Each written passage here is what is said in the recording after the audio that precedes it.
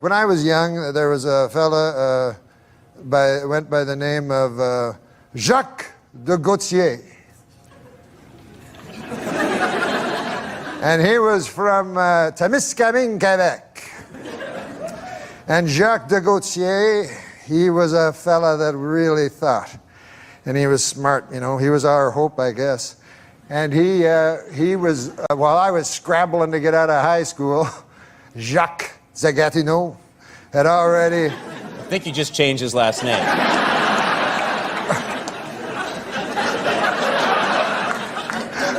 Well, you know, a man grows.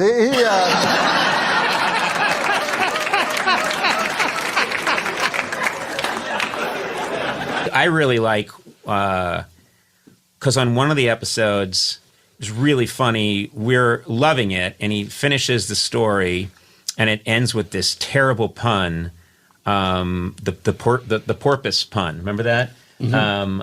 But this is the point. Yeah. Jacques de Gatineau, he went to McGill University and he got 3 degrees, by golly. And he went over across the pond to the fellers with Cambridge, and he even stood up to them. Mm-hmm. And we thought, boy, he's going to be the next. We had Jean Marchand, Gérald Tertier, Pierre Trudeau, the 3 wise men of Quebec. By God, Jacques de Gatineau was going to be the next. Give me the next gun. Yeah, but he vanished. And I met him, I started to do stand-up and travel from here to there and to here again. And one time I was in Niagara Falls, and gosh, I went over to the SeaWorld there. You know how they have the SeaWorld? You know, with the different fish. You know. I didn't know that, but okay, yeah, yes. Beluga. The SeaWorld, I've been there many a time. Okay, so I was checking out the beluga whales and stuff, and I look over, and who do you think I see? I hope it's that guy. No, it was just an attendant, but he showed me to the place I wanted to see, which is where they feed the little baby dolphins, because I love dolphins, you know. And who do I see there but Jacques de Gatineau? And here he is, he's feeding the baby dolphins. And I go up to him and I go, Jacques de Gatineau, I feel shame for you. You were our hope. You were to go to Canada, Canada's nation's capital of Ottawa. And you were to be a great man, Jacques de Gatineau. And we were all, you know, we pinned all of Témiscamingue, Quebec, pinned our hopes on you. Now, that's a hell of a burden for a man to have a town's hope pinned on them, isn't it, Conan? It is a big burden. So he was feeding these baby dolphins, you know, and I said, I'm ashamed of you, Jacques de Gatineau. You could have done so many great things. And he said, well, I think I'm serving a youthful porpoise. Now, I believe that...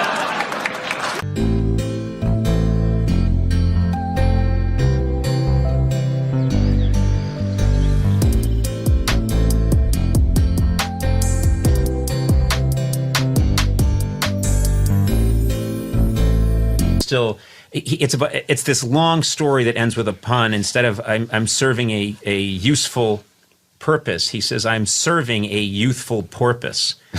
And it's this long joke that gets to just that pun. And I'm loving it. We're both loving it, but also we can't believe this is where the story has gone. Yeah. Is to this pun. So he springs the trap, and the crowd starts to applaud, and I start to tell the crowd, no. You can't applaud. Yeah. What he's just done right now is criminal. He's taking time from all of us. He is criminal. He can't be allowed to get away with this. No!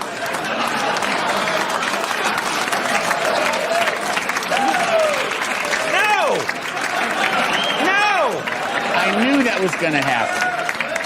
I knew that was going to happen. You don't encourage that. It's like... That was a 40-minute story. It's like somebody... Youthful porpoise? Youthful porpoise. Yes. Not porpoise. I don't know. Good God. I know. That was way out of line. No, that was way out of... Who are you to criticize Oscar Pistorius?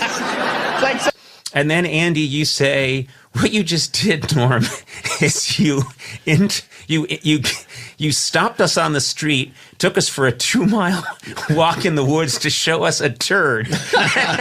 And Norm is laughing so hard, I think he gets down on his knees and is like clapping. Somebody saying, I got to show you something. They take on a 4-mile hike to show you a dog turd.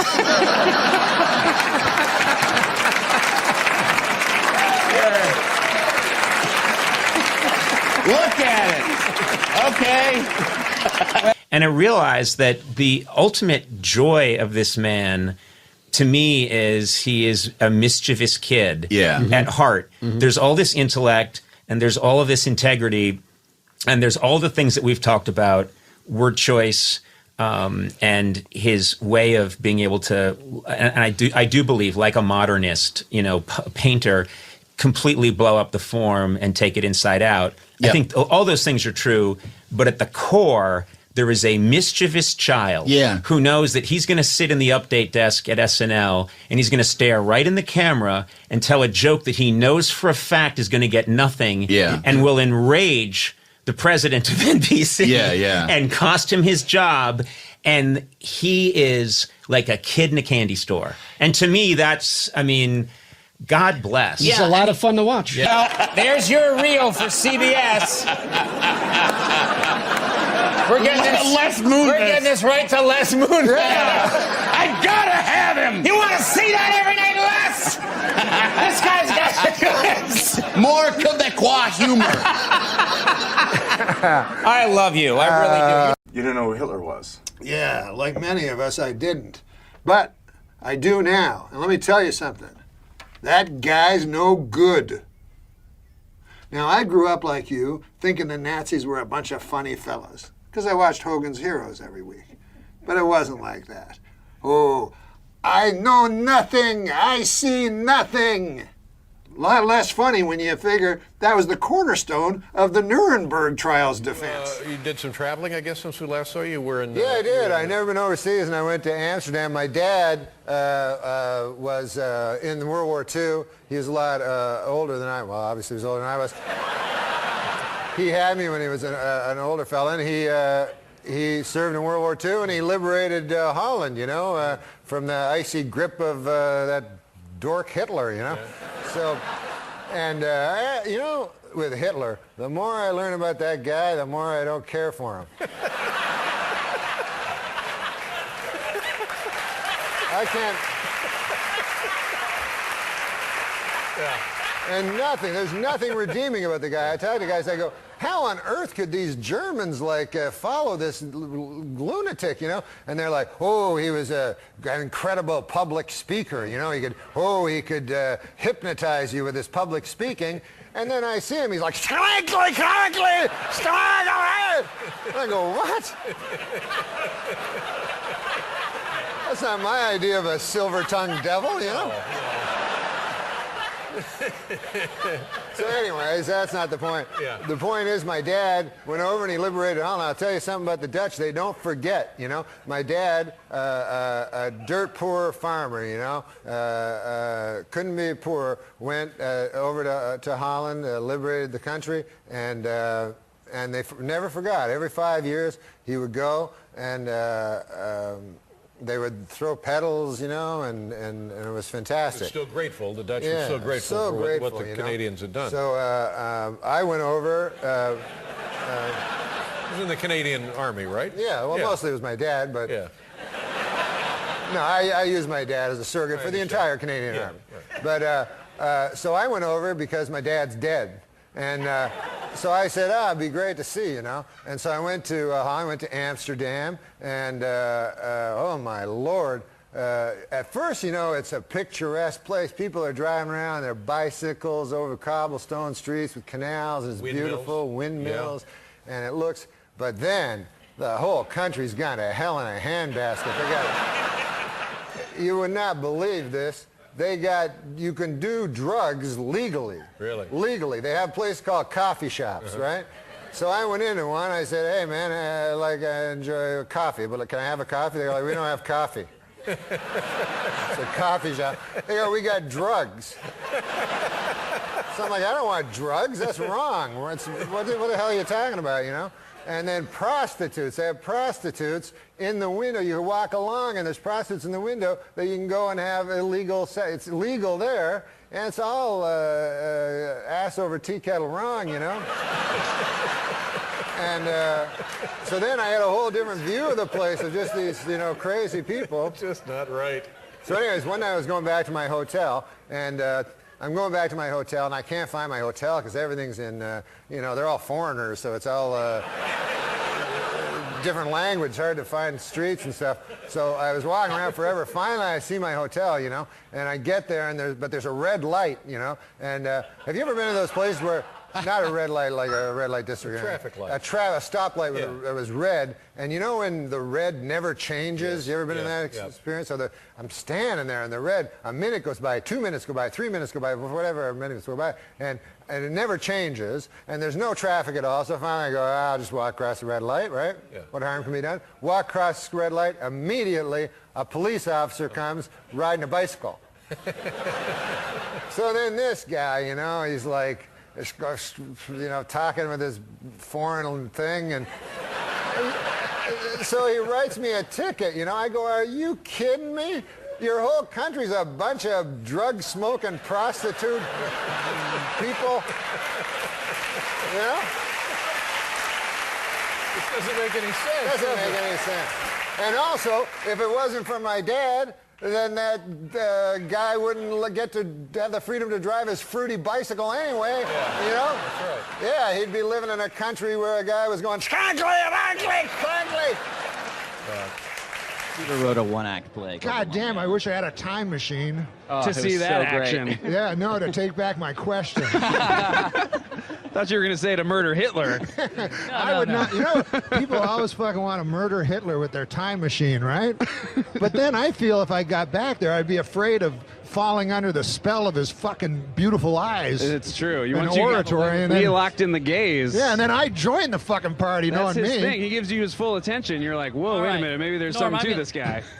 No, but before you ask another serious Believe question, it or we not, gotta they're move telling on. us to wrap it up. I don't exactly I know want to. why you Wrap guys. what? This was fun for everyone. It's the For the Lonely record, Island, guys. I would have killed Hitler. So thanks, gentlemen. Can I just clarify? if I did go back in time to kill Hitler, I would do it. Yeah, yeah. I wouldn't get That's lost the- in that's his the front eyes door and then choice. bail. Yeah. Just so I Thanks don't get like thanks for hit having from us. all the like I know. All the, defamation Yeah, leagues. no, Yeah, yeah. You would Yeah. end it. Yeah. Pro. listen, Okay. man, I'm sorry We about got to wrap it up. I'm sorry It's about over. bringing up Hitler. You really brought this live show to a new This is level. the first one, right? This is your first interview? It's just gonna get worse from This is here. the first time I've ever been interviewed a Just man. sign You can things bring to Hitler come. into all of them, they're going to ask you back for sure, which is I know what you want. That's what we're all hoping. These kind of characters. I think we should kill Hitler. Me and you go suicide, kill him. Got it. It was like died 50 years ago. Did Probably. he? I didn't Yeah. even know he was sick. He wasn't. Well, no, that's fine. I wish I could find a Hitler of today and go kill him. But now that I'm old, things scare me, you know, and I think it's the media does it. Like, they go, North Korea, you know, and I don't know, it kind of scares. It doesn't scare me that much, but it's supposed to scare you. But, like, are you really scared? Have you ever woken up, go, ah, and your wife's like, what's the matter, honey? North Korea. A little tiny country way the fuck over somewhere. I'm scared, honey, I'm scared. I'll tell you, Iraq doesn't scare me, North Korea, none of those countries scare me. There's only one country, really, that scares me in the whole country, or in the whole, what do you call that's bigger than a country but less than a galaxy? Earth. The entire Earth, there's only one country that frightens me, and it's the country of Germany.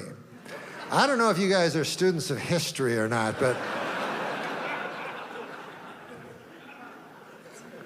for those of you who aren't, Germany, in the previous century of the early part, they decided to go to war. And who did they choose to go to war with? The world.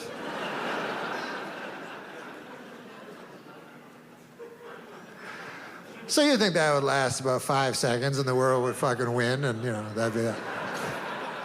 But it was actually close. And then, I don't know how that worked, but then 30 years pass, and Germany decides to go to war again. And once again, they choose as their foe the world. And now, this time, they really almost win. So at this point, you would think the world would go, okay, Germany, you're fucking not a country anymore, all right? The fuck? You're not a country because you keep going to war with the world. And no one does. What do you think you are, Mars? Think you're Mars or something?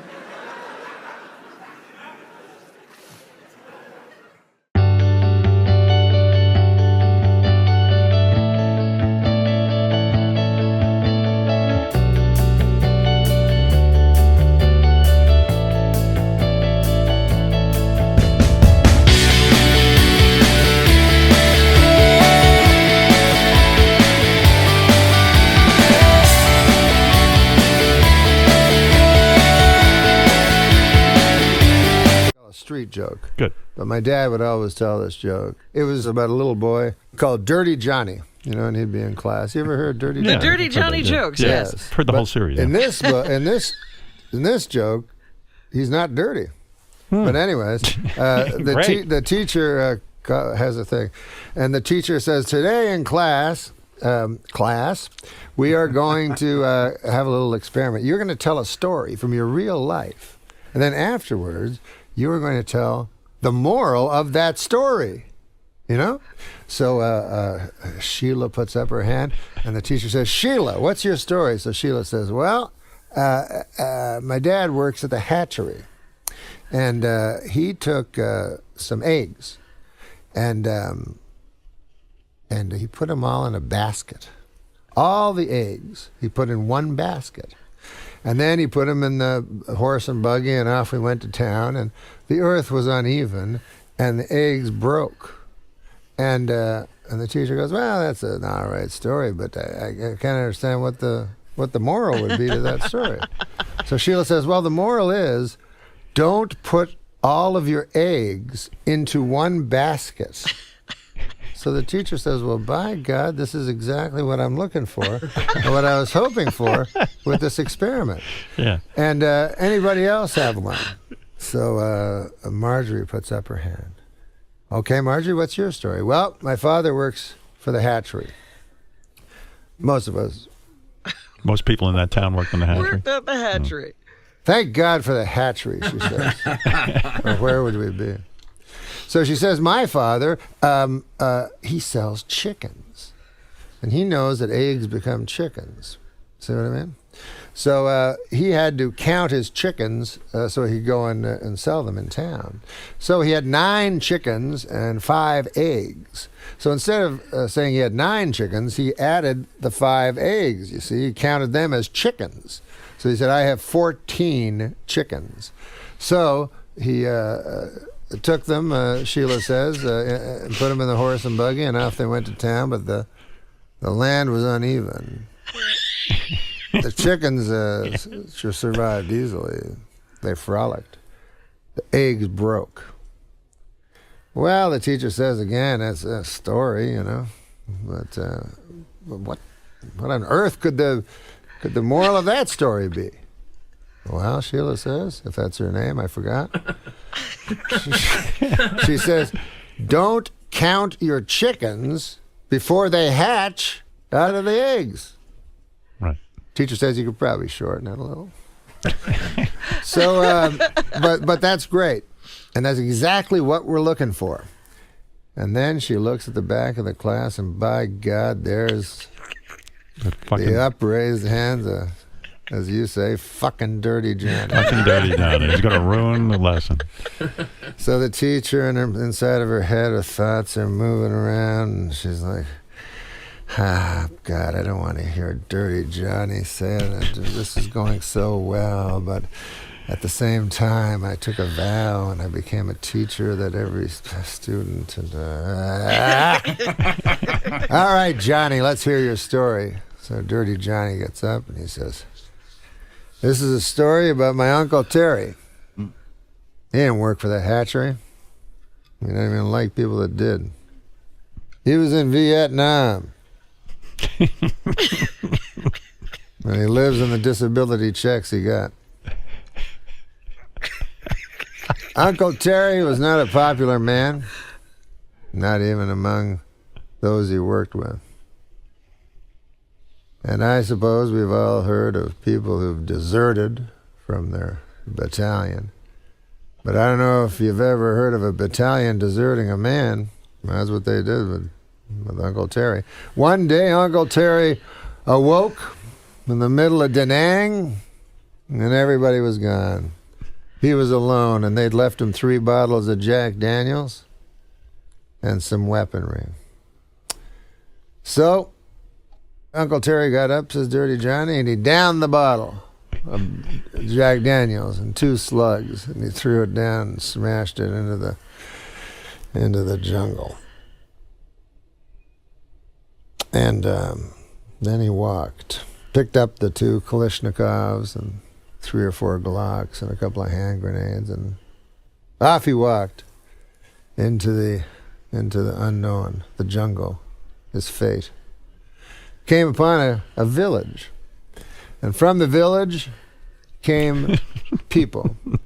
Now, were they Charlie, or were they the people that Terry was sent to protect from Charlie? Uncle Terry didn't know. But he knew he had to do something, so he took another swig from the bottle, and he let loose. Took that Kalashnikov, and he let it sway like a farmer would a scythe. And the bullets came, and just as hay would fall before a farmer, so the people fell before Uncle Terry. The men, the women, and by God, even the children. And finally, Uncle Terry stood alone in the mud and the blood and the guts and only at himself. He took a long swig, and his hand brushed against his pants, and he felt wetness, and then he felt shame because he realized he had urinated himself in fear. And then, upon closer inspection, he realized it was not urine. It's ejaculate. And his shame was replaced by pride. And the teacher goes, "Holy fucking shit, what the fuck? Fucking kind of fucking story is that? Like, we just heard the hatchery and shit, and now this?" She goes, "Well, Dirty Johnny, what on earth could be the moral to such a story?" So Johnny thinks about it for a couple of minutes, and he goes, "Well, I don't know, I guess. Well, I know one thing. You don't fuck with Terry when he's had some drink in him." And he's uncorked the jug. You stay away from Uncle Terry. And he doesn't like anybody that works at the hatchery either. You remember that. You tell your parents that. Wow. So that's just to lighten things what up. A joke. Your dad told you that? Your dad was a great storyteller. That was my dad's story. You taught us to laugh again, Norm. Thank you. Look at that. Ejaculated right in his pants, huh? Yeah. Yeah. Loved killing. The thrill of it. The thrill of killing. The thrill of it. Well, who knows? Who knows what it was? Who knows what would happen if you were put in that situation? Thank you for that story, Norm. I mean, we always talk about going back and, if you could only go back in time and kill Hitler. Right, yeah. But what a horror it would be to go back in time, meet Hitler, and get hypnotized by him. And like him. And then become one of the guys. And it gets even worse. They say he was a very powerful speaker. You didn't know. All of a sudden you're killing in his name. They say he was a powerful speaker. Then on YouTube, he's like, and you're like, what yelling. The fucking Christ? Don't vote for him. Vote for anyone else. Please welcome Norm MacDonald.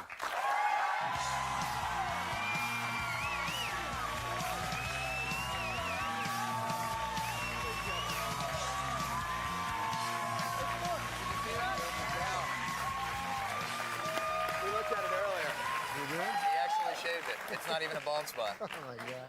Norm MacDonald, nice to see you. Good to see you, too, man. Your fans are out in force. Yeah, they're good people, right? They're good, fine people.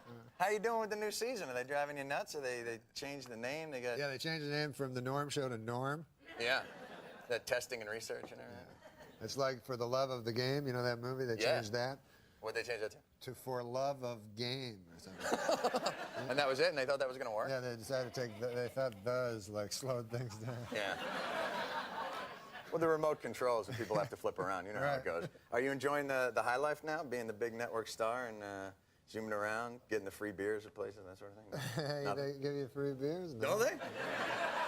They don't give you the free beers? They gave you, I actually went to this bar where they give you those. You ever have them shooters? Sure. Yeah. They're almost, they look like little beers. Yeah, no. They're little tiny drinks like that, and they have sex names, like dirty sex names. Do you know what I'm saying? Oh, right. Like sex on the beach, or, you know, or blow thing. Yeah. Or something. They give you those free? Yeah, I don't know. That was an old bit I used to do in my stand-up, and I was going to do it, and then I just abandoned it. You bailed out? You're like, we don't want to get into the beer thing. We're not going to go that direction. You know, our show's up in Canada now. We're up in your, do you think they could use a little bit of our humor? Yeah, we just got into what is it called, Saskatchewan? Yeah. Yeah. Congratulations. Well, you don't care. You fled that country. No, you don't even care anymore. If you're already on in the United States, that's the only thing that counts. No. This has always been to get to Canada for us. Yeah, always. We've never... Everybody's on in America. Yeah. But only Wayne and Schuster dominate Canada. We're gonna... How do you know that? I had a tape once. Yeah, That was really it. No, I was up late one night. You know, in Canada, they show naked movies for free on TV. Oh, yeah. You flip around in it. Absolutely. Did you hear a deep voice over there say, yes? Yeah, yes. Insertion, too? Is that... You know what? I didn't hear the parenthetical comment, but is that where it went? But that's a nice treat. What? Oh, naked, yes, absolutely. Yeah. You know what I noticed? I was in What's that? You know where you go into the hotels and you get your SpectraVision with the pornos on it? Yeah. The pornos in the SpectraVision are not hard. They're pornos, but they cut out like insertion shots. They cut out. You know what I mean? They cut out vaginas and penises. That sort of thing. Right. So they don't show that part, and I'm wondering, like, who is offended by that? Like, you know what I mean? Is somebody whacking after a porno phone down? What the hell's going on here? This is unbelievable. It's offensive here. I'm trying to whack off, and there's a insertion here, you know? Right? That's right. I don't know whatever you're talking about. The only thing I've noticed about those movies, quite honestly, billing is immediate. That's right. Because you try, and if you're like me, you're a film connoisseur, you like to check out the different plots. And but if you just watch a couple of minutes, just enough to see that it's going to be nurses, or whatever it is, it shows up on your bill that you watched like 15 of them. If you, I mean, from what... I got you. Yeah. One time, I was watching one of those. I was whacking. Yeah. So I'm whacking off watching it, and all of a sudden, Bruce Baum is on it. You know that comedian? He's a comedian that's like a friend of mine, right?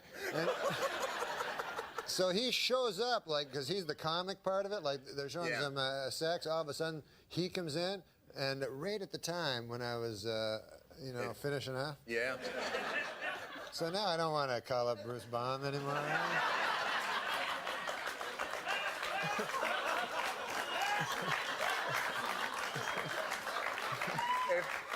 When this airs, we're going to make sure we get a picture of Bruce Baum, the Flash. He's a great man. He's a funny man. He's a great man, but you need to see the visual to understand Norm's pain. Thank you very much for coming by. As always, the funniest man I know. Yeah, this is Norm the greatest. MacDonald. Norm airs on Wednesday nights on ABC. Norm MacDonald. Welcome back to the program. My guest tonight, a very funny comedian and actor, is on Saturday Night Live for many years. His new show is Fox's A Minute with Stan Hooper. Please welcome Norm MacDonald.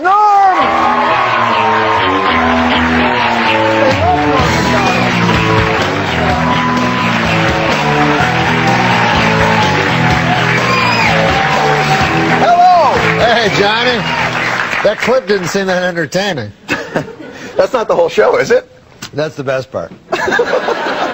You picked that out especially for I us? miss you, Johnny. I miss you. TV is Congratulations. better in my mind. Stop it. On TV your is better. Academy Award. Don't even talk about it. Just wait. Ah, you won an Emmy. Wait till the voices come out. We're going to be top-notch. By the way, you are the first guest to sit in our new couch. Talk to me about... This is some couch, I'll tell you that, man. What do you think? I'd it.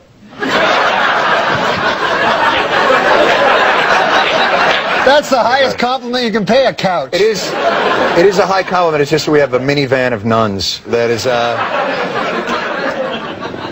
Have you ever felt a couch that you felt that way before this couch? No, this is the first one, man. I'm a normal fella, you know. Do you think it's the ultra suede? It may be. It may be the. It has a alluring come hither look. It has a bit of a nice slant to it, I believe. It's a goddamn whore. Let's be honest. No, it's a nice couch. It's a nice couch. I don't mean to disparage the couch. TV is better when Norm MacDonald is on it. That is my postulation. That is my theory. That is my. This whole interview will be applause breaks back and forth. And you know what? What's that? America is a great country. America is the best country in the world. Norm MacDonald got more applause than America. I know you say that with irony, but you know I'm from Canada. Where? Canada.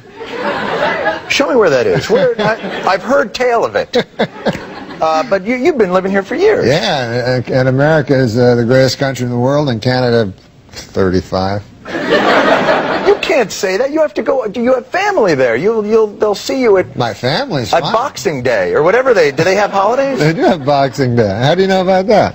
Now you should explain it. They're going to think that has something to do with the pugilism, but it is actually not. Boxing Day is nothing to do with pugilism. It's a day in Canada where all the small children. What's pugilism mean? That'd be the art boxing, of the sweet science, sorry, you're right, as it were. Sweet science. Yeah. Boxing Day in Canada is all the children are put in boxes and set out on Lake Huron. Yes, that's right. And whoever doesn't sink is not a witch. Is not a witch, and is the next prime minister. I think. I think that's right. I think that is correct. Yeah. But now you live in Los Angeles, the lap Parliamentary of. system. Yes, I do. The lap of fire.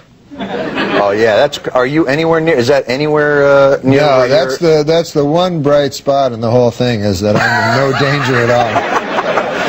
You know, they haven't covered that on the news as much as not a lot of Norm MacDonald updates. I saw this was an interesting thing I saw. You know they have that little scroll that goes under CNN? I'm watching it the other day. Baghdad's getting bombed, right? Right. And underneath on the scroll it says Daniel Kellison to leave the Jimmy Kimmel show. Isn't that backwards? You think they should have been covering that in the regular news, and the little crawl should have been Baghdad is bombed. Exactly. Yeah. Because since that crawl, remember, just started September 11th. We never had that. They didn't have the crawl before that, no. And now the crawl is because at that time there was so much information. You know, you'd be watching that thing, and then all of a sudden it'd say, "Watch out, duck!" and you go, "Ah!" It was immediate. Right, it was immediate. Yeah. Because there was so much information flowing, and now they just kept the crawl, and there's nothing to put on there. So you'll see things like,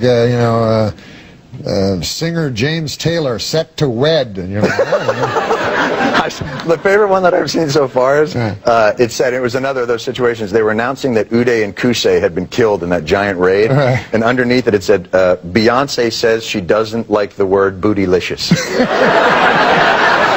And it was just such a great, but it's that same damn thing. I want you to put a ticker on your show. Would you put a ticker on the Stan Hooper show? And I've never been on that scroll, and yet for years I've said I don't like that word bootylicious. But that doesn't make the news. But CNN is not covering Norm MacDonald to the extent people want. I know, it's ridiculous. It is ridiculous. How you liking doing the program? Is it enjoyable for you? Is it fun to work? Do you prefer to gamble? Why do you have to bring that up? Are you having fun doing it? No, I love working. You know, I retired from show business. You know, and nobody noticed.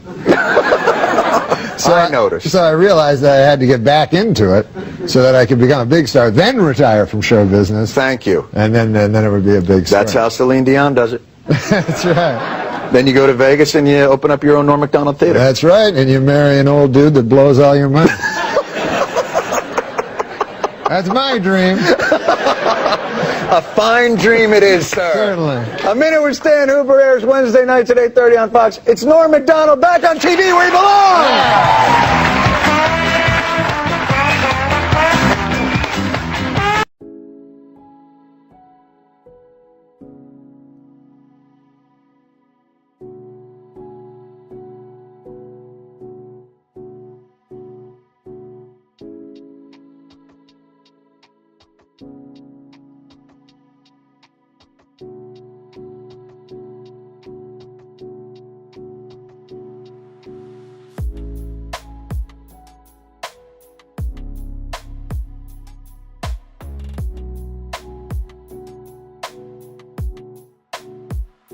My guest tonight, one of my very favorite comedians. His new sketch comedy CD is called Norm MacDonald Ridiculous.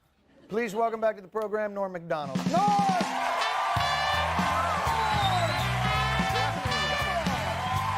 For God's sake.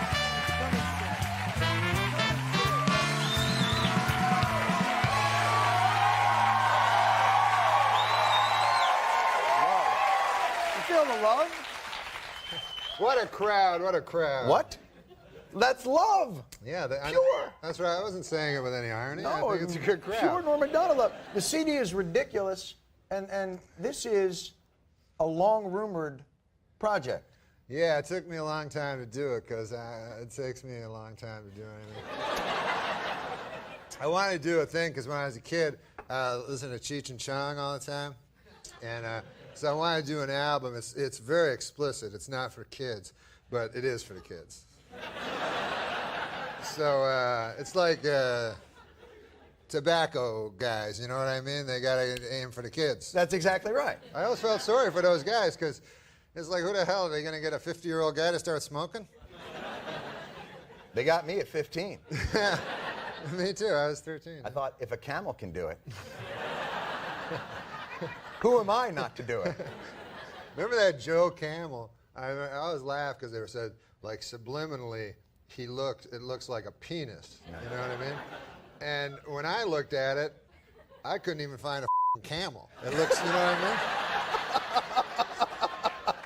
I mean? Subliminally, it was a camel. So did you think for a long time, why is that penis smoking?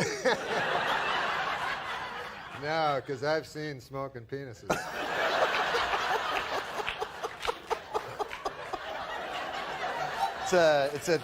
And for the kids out there, it is a terrible habit for your penis to pick up. And I would not recommend it in any way. The audience concurs. Yes. We've all seen the pictures of the inside of a penis that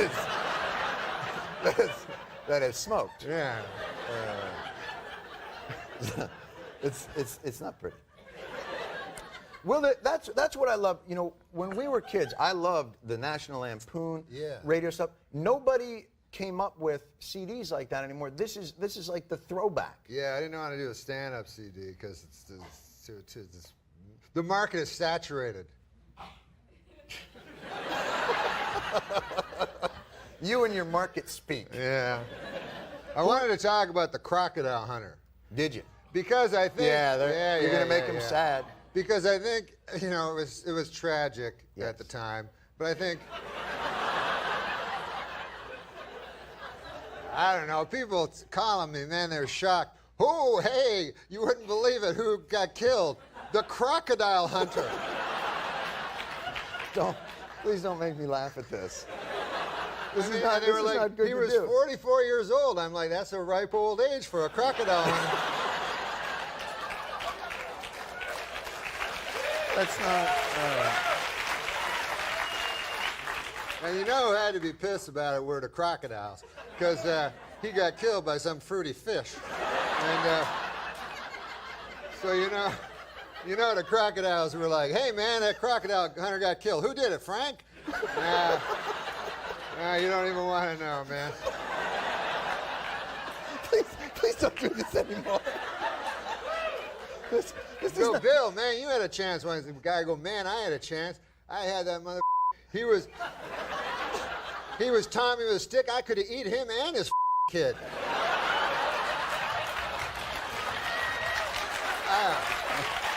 I don't feel good about this. You remember I ever tell you that story, Bill? Yeah, only 1,000 times. That's for the kids. All right, Norm MacDonald, we're putting in a new feature. There's a new feature on the program. Just unveiled it yesterday. You ready for it? Sure. It's a new thing called The Daily Show Seat of Heat. Roll the thing. You ready for it? You ready?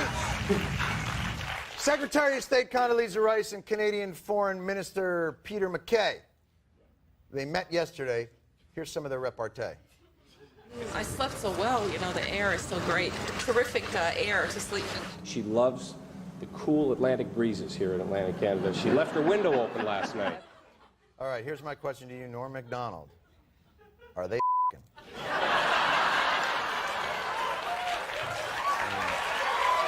Take your time.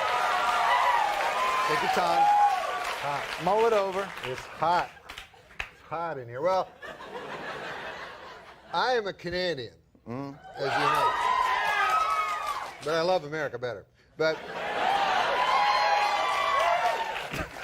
I'm a Canadian, and I know this Peter MacKay character. I've known him for years. Thought you'd have some insight. If I was Condoleezza Rice, I wouldn't be too flattered, because that guy will f*** anything. I swear to God. Norm MacDonald is off the hot seat. Wait, You're off. wait, I want to say one thing. One more thing. One thing about, because this was a rumor, and I don't know if it's There's a rumor they were together. No, this was a rumor that long went around Canada about Peter MacKay years ago. Let's hear it. I don't know if it's true, it might be an urban myth, but they say one time on a dare, he f***ed a crocodile. All right, that's it. Norm MacDonald, ridiculous. It's in the stores now.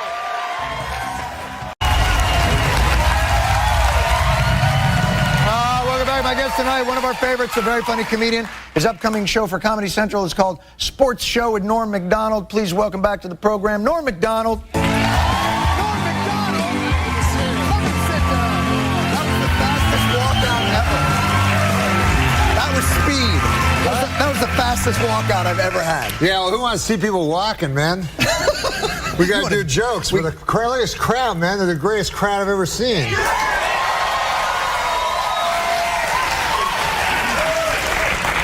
How do you do that? Because no, I do have to widen my circle of crowds. But how you doing, pal? I'm doing good. I miss you. I was telling you this backstage. One of the few comics when I don't hear your comedic voice for all, I miss it. It's so funny, and I'm so glad to see you coming back to TV. Hey, listen, man. I like all your politics. Thank you, Norm. I appreciate that. Now, you're Canadian. Your government has collapsed. It's completely collapsed. It has? It's completely collapsed. Well, the good thing is it doesn't matter at all. This is why, because you're such a political guy, and I realized when I came here, because I was never political, and it's because you're from America and I'm from Canada, and in America you have a duty to be political. Because you vote for the wrong guy, he blows up the world. Right? Now, in Canada, here's our elections in Canada. Go, hey, listen, how does that guy stand on the bridge building? That's every time. One guy goes, I think we should build the bridge. The other guy's, I don't care for the bridge. So it's all bridge-based politics. We don't got they never gave us no red phone. You're president. I thought you were political. No, I didn't realize we had a red phone. You don't realize the president has a red phone? But here's what it's come to be for in America. And you're the most trusted man in America? I'm not trusted. It seems like now, no matter who we vote for, no matter which guy we get, we still blow it out of the world. So, at a certain point, maybe we just like blowing stuff up. Americans?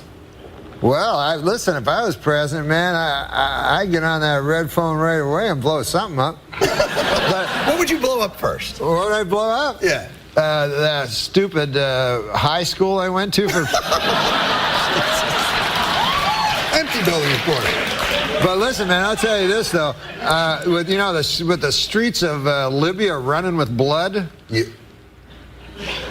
Okay, I'll buy your premise. Yeah. Listen, the Egyptians are so brave, and the guys in Tripoli trying to take over, and Bahrain.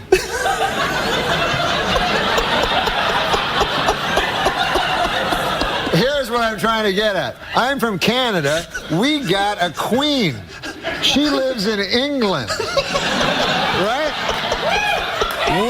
We're so we can't get. Seriously, I could get a bunch of buddies of mine. I swear to God, I could get 2 or 3 dozen buddies of mine. We could go over to Buckingham Palace takeover. I would totally do that with you. It's an old bag in a castle.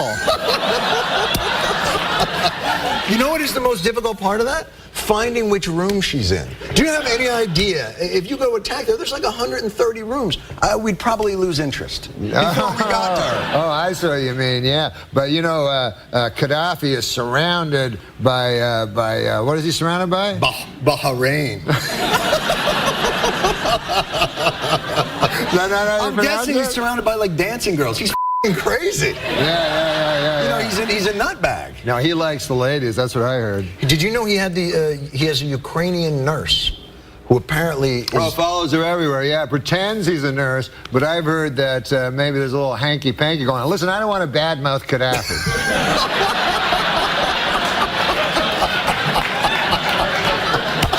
I want to talk about Watson the computer. Oh, let's talk about that. I'm happy to talk about that. You know that character? I love that guy. He was on Jeopardy. He crushed. Yeah, he was on Jeopardy, and he crushed. You guys know Watson the computer? Sure. Terrific. Yeah. So, I watched it. It was cool. And the funny thing was, like, they were like, I wonder if, who's going to win? Watson the computer? Or that guy that works down at the hat store? And, first of all, I don't think he should be called Watson, because wasn't Watson the guy that didn't know Sherlock Holmes? He was the helper. It should be Sherlock. Yeah, Watson was like, hey, what about this? And then he'd go, elementary, my idiot friend. So he should have been called Sherlock. But anyways, you know. No, it was a good aside. So, so Watson naturally he's a computer. Crushed him. Yeah. Killed them, you know? And even his stories were better, you know what I mean? You notice that? Like when Alex Trebek would say the story, I go, Watson, I understand you have a story about jail, you know? And then Watson was like, yes, one time Oscar Wilde was in prison and George Bernard Shaw came to him and said, why, Oscar, what are you doing in there? To which Oscar Wilde quickly retorted, why, George Bernard, what are you doing out there? You know? And the guy next to him was like, God damn, I was going to tell my story about the hat. I gave the guy the wrong hat that time.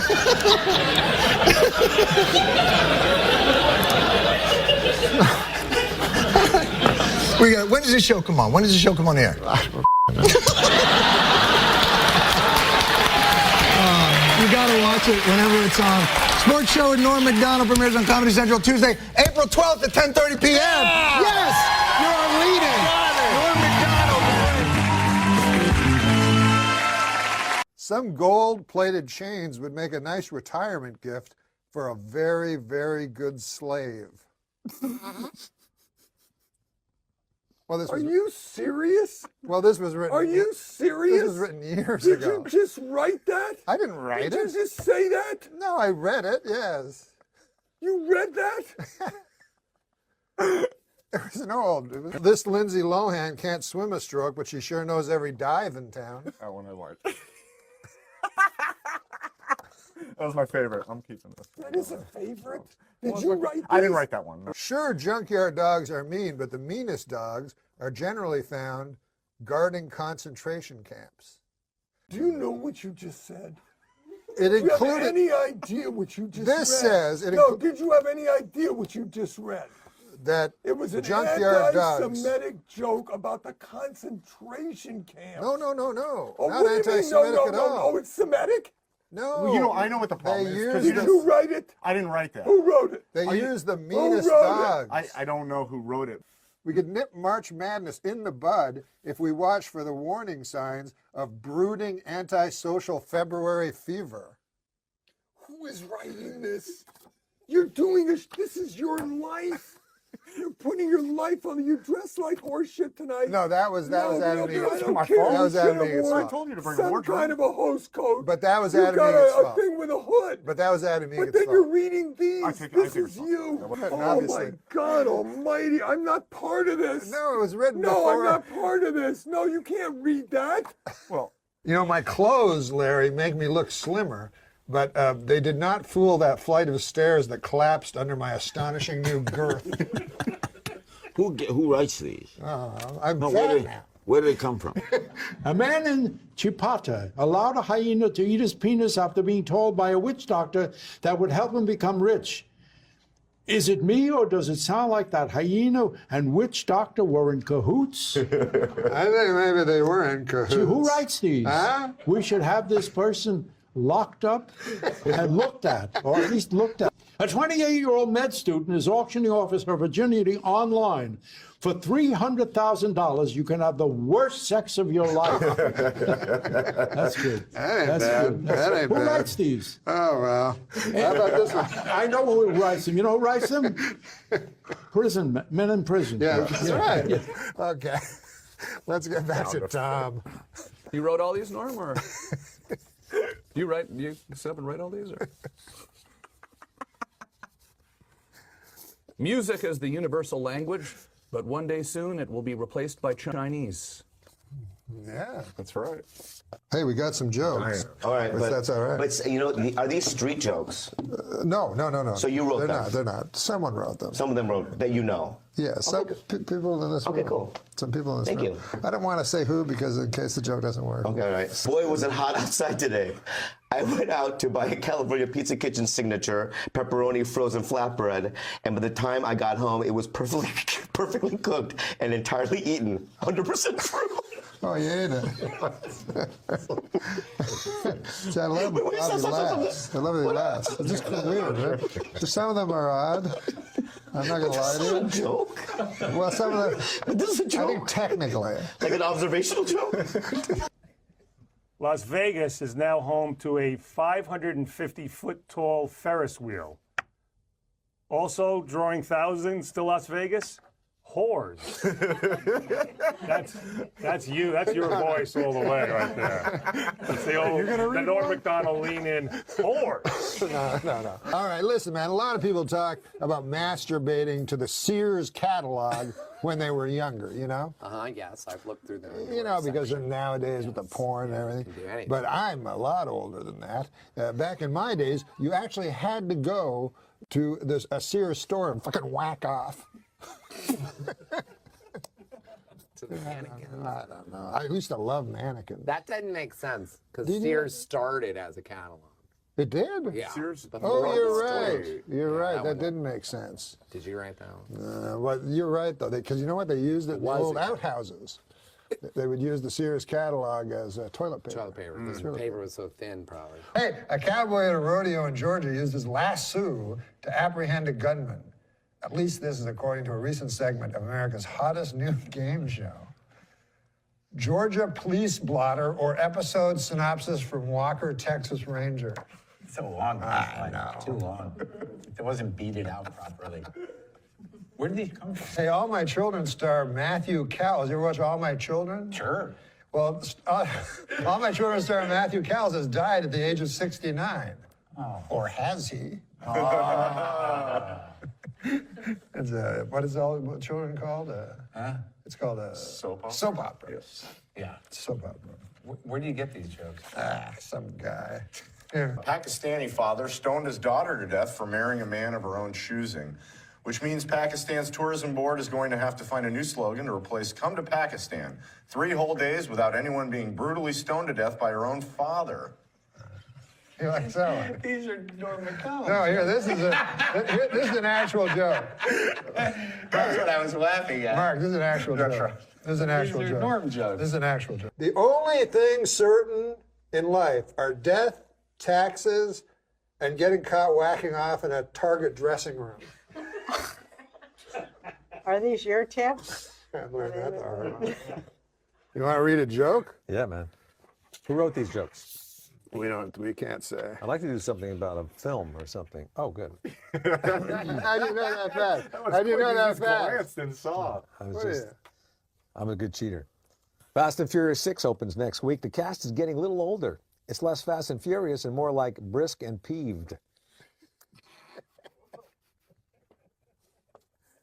Remember the good old days back when MILF stood for mentally ill ladies I'd like to fuck? That's not right.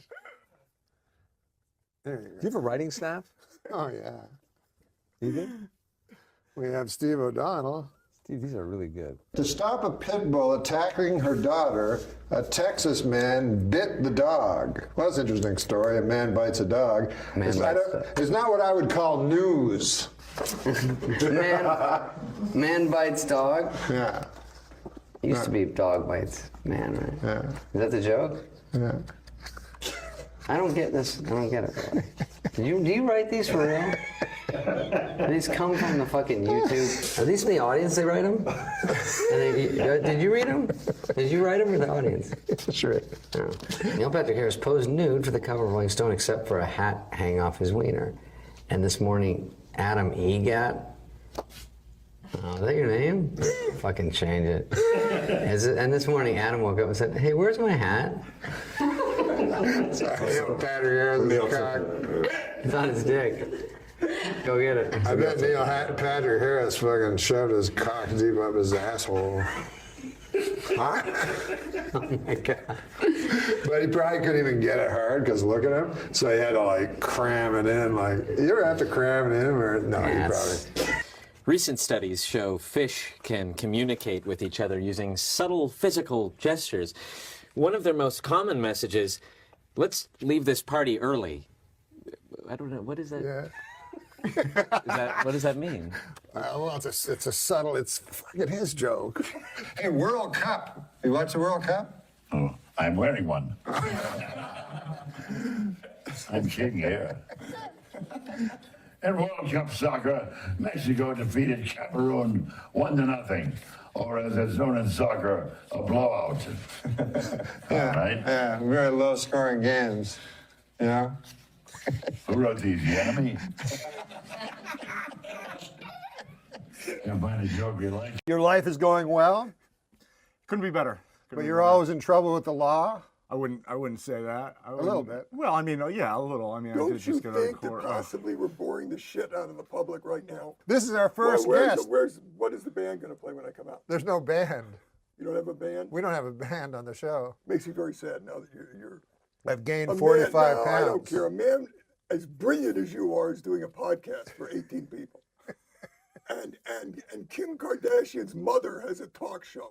I would like to kick, what is her name, Kris Jenner? Yeah. Right in the balls and make sure she never had another baby. Your asswipe producer just held up a sign, "Let's take a break." Where are we going? We're talking to 6 people. Let's roll the clip. Oh, not another one. Oh yeah, There's you know no what? There is no clip. clip. We have. He said, "Let's roll the clip," and it's a picture. We could nip March Madness in the bud if we watch for the warning signs of brooding antisocial February fever. Who is writing this? You're doing this is your life. No, I'm trying to. I just figured it would be rude not to offer you a light. It's nice, but I'm trying not to. And I feel if I Sitting there with a cigarette. I feel if I took one puff. I have an oral fixation, my doctor tells me, which is not good. How did he know that? I was sucking his cock. Here's one that's good for you. Growing up, I never would have believed that one day I'd need a computer just to masturbate. It is strange when you think about it. Though. Unbelievable. Right? Yeah, remember, you used to need nothing. Like the Sears catalog. Sears catalog, maybe. National Geographic. Exactly. A van in the woods. Yeah. I'm sure my parents wondered why those were always piled up in my room, the brassiere section. Rolled up into balls under the bed. Soggy balls of paper. Soggy balls of newsprint. I am not a big fan of video games where you cannot kill a prostitute. I like the ones where... Oh, like Grand Theft Auto. Yes. You wrote all these, Norm, or... Do you sit up and write all these? Or?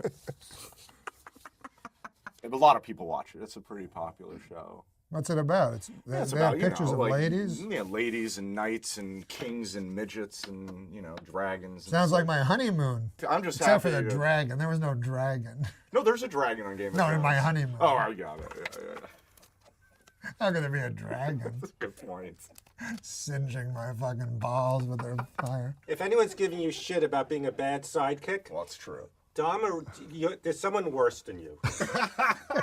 Go on. It's when people go to me, you think you're a fucking retard. I left my keys in the car. You think you hate yourself. See, I'm an older guy. I grew up before AIDS was invented or whatever. I remember. One of the worst inventions ever. I know. I remember it was one of those things, someone's talking about herpes, Yeah, and they go, there's another Dr. Gerald AIDS with his fucking idea. Yeah, and the AIDS candy had to go away for the Provenza show. I would love to see Adele in concert. Oh, I thought that was a sexual...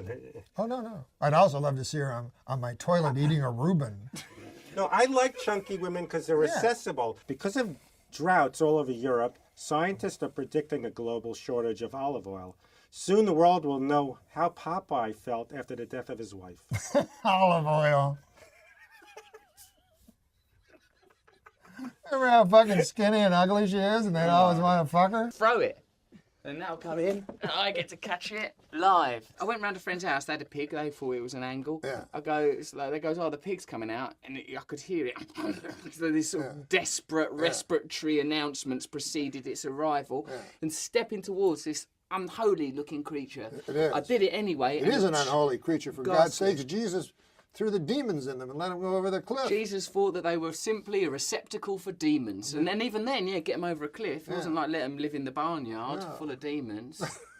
Got rid of them, executed them. A little bit of a swan turn towards the back, which helps with the G-spot. That I can manage that using techniques. G-spot, you can actually find that? Mate, what are you doing in that bedroom? What are you getting up to? I can't. They have the clitoris, the G-spot. I couldn't even find a guy's balls if I had to. Well, you don't need to do that, mate. You're not determined to on accounts of your predilections, but you've got to know how their equipment works. Yeah, I just guess. I can help you out. I get the mood going. The mood's I have 4 covers and a big quilt. And then well, I'm getting hard. I turn with your big Snoopy bed. I don't have a Snoopy bed. I have 4 covers and a quilt. And then I climb underneath the covers. I lay on top of the lady for 4 or 5 minutes. And she doesn't seem to enjoy it. No, it sounds like an assault. I've seen more sunsets than I'm going to see. Let's be honest. Are you having a crisis about mortality and stuff? Well, because I've heard that you've been comfort eating. That's not good. I have had for a while. I've worried about, mortality. But who hasn't, right? I'm doing a stand-up show about Malcolm X, Che Guevara, Gandhi, and Jesus, radical revolutionary leaders. Who are they again? Che Guevara, H. Jesus, Christ. out of the Bible. Yeah, I love Jesus Christ. You know he's my Lord and Savior. That's bloody decent of him to have gone for all that for you. It was. You might want to eat a few less sandwiches during the golf as some kind of thank you. Well, look, I'll be honest. I just Wikipedia'd it. You can just. Okay, I'll fucking research it. What's it called? I think I broke your computer, Daniel. What is it? What is it? Oh, it was in a Pink Panther movie, I think, where the parrot told him where like the bad guy was or something because he was in there listening. One of the Peter Sellers one? Yeah, Oh, I shit. think that was in one of those. No, the Steve Martin one. You know, it was the I was referring to the cartoon or the movie. That was good. Like one time I thought of this thing, better sorry than safe. Right. So I told my buddy, I thought this thing, I think it's pretty wise. Like, better sorry than safe. He's like, it sucks. So then I'm like, so now what I do if I think of it, I'll go, as Benjamin Franklin once said, better sorry than safe. Then they'll go, yeah, that's good. Then I'll go, I said it, you fucker. Right, exactly, yeah. You know, like sometimes people go like, country music, just your dog died and your wife left you and you're a drunk. And I'm like, well, that's life. Like, what the fuck? Yeah, but you have to understand, these are really smart people telling you that. These are the people that like Pitbull. These are the people that think it's better to write one line and repeat it over and over in a song. That's a lot better. He was on the Celtics. He was on the Wizards. Oh, he was on He's a 10-year veteran. He's 6'10", right? And his twin brother, identical to Jaron, him, is not gay. Maybe the normal gene would be those Maybe ladies it would be that normal to be gay. that cut their cocks into vaginas. No, if you're looking to make it in standard television, you're not going the right route. no. You're not going the right route here. Once I get on Hulu. You're not sending this tape to CBS, are you? No, once I get on Hulu, the whole act changes. He had dementia at the end. That's funny to you. You know, McDonald, I want to tell you. No, it's a very odd thing to say. If you're looking to broaden your horizons, I don't think it's wise to laugh at someone who had dementia. I'm not laughing at that. Adam, say hello to Eve. Yeah. Say hello to Eve. I sure will. Say hello to Steve, you mean? Oh, he's gay? Well, there's nothing wrong with it. I don't say there's anything wrong. Just tell me if he is. I'm not. He is. Like, I'm a Christian, right? I didn't know that. Are you a Christian? Yes. Do you watch the Gladiators and things like that? What the fuck does that mean? Christians. No, I just go to fucking military funerals and go, fucking faggots. Can we get our check too, please? I met you first. You'll never remember this because I was just hanging out. Where'd we meet? Crazy Girls? Crazy Girls. Talk about truth in advertising and that fucking thing. And, you know, Dennis has a good following, too. You know, he's got, you know, people that follow him and watch him. And I got my people. Yeah. You got your people. You don't really have anybody. I got nothing. See, now I'm hitting. Now I'm like making fun of him, too. What difference does it make what I'm on? Turn off your radio. I might as well be on a can with a string. Super Dave. So amateurish. What is it? The Soul of Wit. Oh, here's a good one. Yeah, well, the joke was a bit wordy. Do you have any other color jokes? I mean, he's just blue and yellow. Did you just say, do we have any other colored jokes? I knew you were going to say that. Fucking Jimmy the Greek over here. Catherine Zeta-Jones has been diagnosed with bipolar disorder. Half the time she's Zeta, the other half she's Jones. You worked on Mad TV. Yeah. How long did you work on that? I worked for 7 weeks. That's it? Yeah. Is it the end of the run? For me. I mean, of the show? It was like after a lot of those, I think after Will Sasso and some of those people left. Post Sasso. Yeah. P.S. Yesterday was Bring Your Daughter to Work Day, which was awkward for Adam Egget. Do you know how hard it is to fuck a whore with her kid on the edge of the bed playing Nintendo? I mean, that is a hard job. I mean, whatever. No, I'm serious. No, yeah, it's fine. You ever been invited to that celebrity rehab shit? No, not yet. I keep auditioning for it every weekend. Phone's not ringing yet. And there's this guy working at the front desk, and it was like 4 in the morning, and I'm like, hey, can I get a room? And he's like, do we have any rooms available? And I swear to God, from the back of the room, they didn't even really hear me or anything, and they didn't see me, and the guy just goes, is it fucking Swartzen? And the guy's like, yeah, and he's like, no! And I was like, all right. This one's more like a factoid. Danny DeVito looks like one of those guys with a short but thick penis. Right? He has to have the thickest fucking cock. Engaging in hate speech is wrong and terrible and should never be tolerated.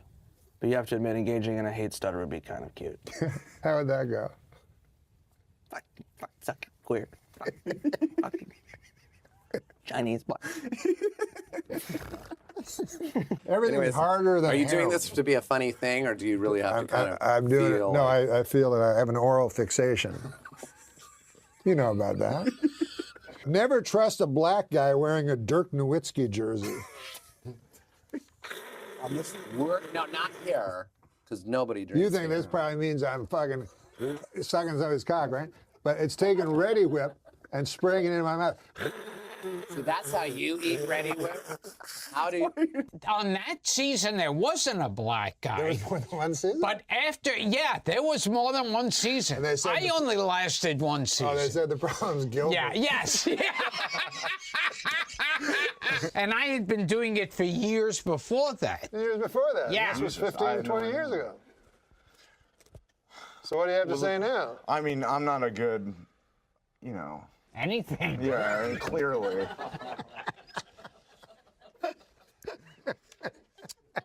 I mean... Did you just look me in the eye? She just looked me in the eye, Brent. I'm sorry, I'm about to talk to her. Yeah, well, that's in that memo, Cadet? You have a fucking mirror? Yes, Norm. Ah, I love mirrors. You're probably not too fond of them. But you know, Fred Stoller told me he got advice from Rodney. And Rodney said, "Kid, you're taking too many liberties, okay?" And the idea was he was pausing too much. And he's like, "Get to the fucking joke. You're taking too many liberties." Funny, man. Rodney told me, he goes, "Hey, man, don't tell people you're a Jew. Don't do that. I can't believe you did that." I was like, "Well, it's too late now, Roddy." I remember Craziness. It was a good one. I think they get crazier now, though. Yeah, I think I'm thinking of one thing, but you should probably tell your thing, because my thing might be well, all right, unsayable. But no, go. Yeah. How did it end? Damon Wayans flushed the toilet and it broke, and the whole house was covered in pieces. In session 66, you tell the psychiatrist that you murdered a girl when you were young and buried her in the woods of Manchester. And he can't say nothing. Then you vanish. And then he's plagued by it. He's got to tell somebody. The nightmares that you should have, he has. Starts doing cocaine and molests, gets disbarred, but he's on a mission. He has to find you. And he does find you. He tries to get you, you know, and you're a happy family man at this point, forgiven by God himself. I will pluck you, Lark. I will pluck you, Lark. Pluck you, Lark. Pluck you, Lark. Pluck you, Lark. Lark, Lark, Lark, Lark, Lark, Lark, Lark, Lark. Whoa. Yeah. You know what you got right there? Yeah. You got the shrink. That's his final monologue. Are you talking about session 66? Yes, I am. There was Nora Dunn, by the way. Oh, no, I meant when Dice did it, Sinead. Yeah. Was that the same show? That wasn't the same show. No, she said she didn't want to do it because Dice was performing, so they had to get a different musical guest. This guy, hired this guy to ruin all the interviews? No, so how about this? When Sinead O'Connor was there. Are you familiar with the Tinder app? Sure. Yeah, sure. So I'm on there. God, look at you. Huh? I like when he goes, "Are you familiar with the Tinder app?" It's like Ted Levine. Everybody says it. I do. I sound a lot like Buffalo Bill. Are you familiar with dating sites? I'm like, "Oh, I'm not on one, sir, but well, maybe just give me your number then." You know, it's funny you mentioned Mel. You were talking about Mel Brooks and Tony Randall and yourself. All older now, but still hysterically funny. Others, not so. Well, like, for instance, you know, Dick Van Dyke. No, Tony is not funny anymore. Tony Randall's dead. Yes. You lose so much humor after you die. It just lays there. That's true. You're right. Sometimes I'm beginning to worry about my short-term memory loss. That was the, Sometimes I'm beginning to worry about my short-term memory loss. Sometimes I'm beginning to worry about my short-term memory loss. That was it. Norm, I'm sleeping with your wife. You son of a bitch, motherfucker! Ah! You sleep with my fucking wife? You son of a bitch cocksucker! You're my best fucking friend, Adam! This is from Re-Retired 64. Re-Retired. Re-retired. He quit once, and no one realized he quit. So he quit again. I quit! Yeah, there 2 press conferences. So he says, he never says anything in the room. He's there for like 2 years, and finally he goes, "I got an idea." And everybody's like, "You do, David?" Well, his first name is David. So he goes, "Yeah." He goes, what would happen if Dan came home and Roseanne was washing her big ass in the sink? I remember a joke you did on, I think it was David Letterman. You said, "David, have you ever seen a gay porn film? You watch adult films." And Dave said, "Yeah." He said, "Have you ever seen the one with all men?" He says, "Yeah, the gay ones." You said, "They're awful." Made it sound like they couldn't get any women. It is They just funny. had not they were getting, they just couldn't get any women. But we'll do a porn movie anyway. And he'd always get real stoned. Okay, Norm.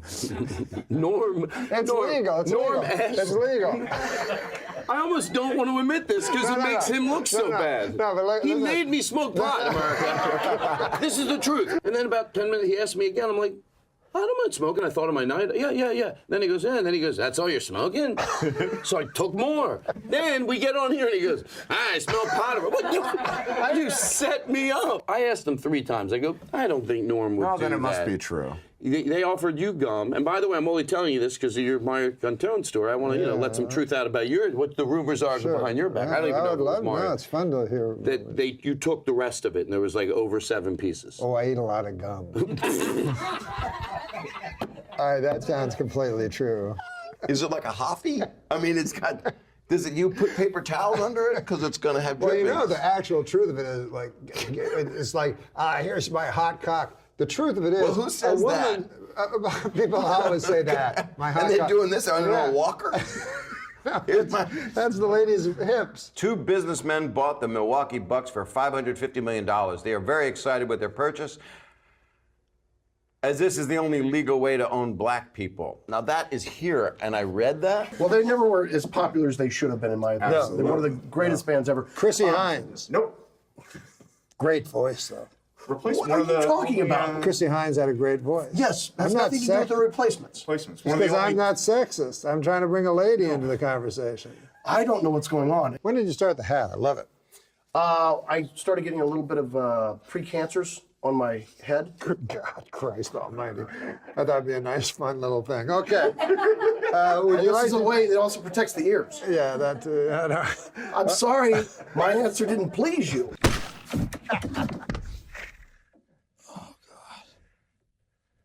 You see that? Karen after that. To use a brand name. That's right, Dandy. Why don't you just say Brand X, you bum? Tell them your most famous joke that people say you're too masculine. Oh, that one. Well, that was my killer joke. Yeah. That's my ender, closer. People say, you're not very feminine. I say, suck my dick. That's my closer. I like Bill Maher when all his problems are just his problems. So he's like, why are there kids around all the time, and why can't we smoke? What about whores? It's all just his stuff he wants.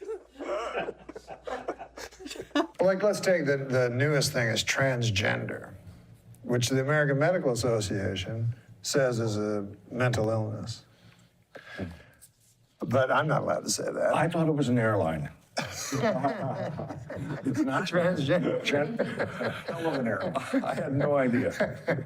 Yeah, we're going transgender there and an American back. Then I did a woman sitting down, and then I did an athlete, like running. And they're beautiful. I got them. And they were nudes? Yeah, nudes. Yeah. Now, are you able to? No, I was nude, not the model. Oh, just you. Yeah, it was more fun that way. It was pretty. I spent the last 2 weeks at Disneyland. It was so much fun. The next time, I'm taking my wife and kids. Worst thing I've ever read. These are garbage. Do you know that you are a cis male? Have you ever heard of that term? A cis male? Cis male. C-Y-S-M-A-L-E. So what it means is that you are a man. You're born a man. Well, as far as you know. As far as I know. And you identify yourself as a man. Yes. That's a cis male.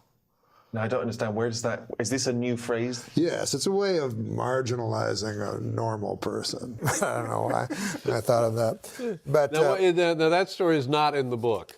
No. Well, so why isn't that story in the book? Yeah, that should be in the book. Well, because thanks, Adam. Welcome back. You out looking for apartments? Jesus.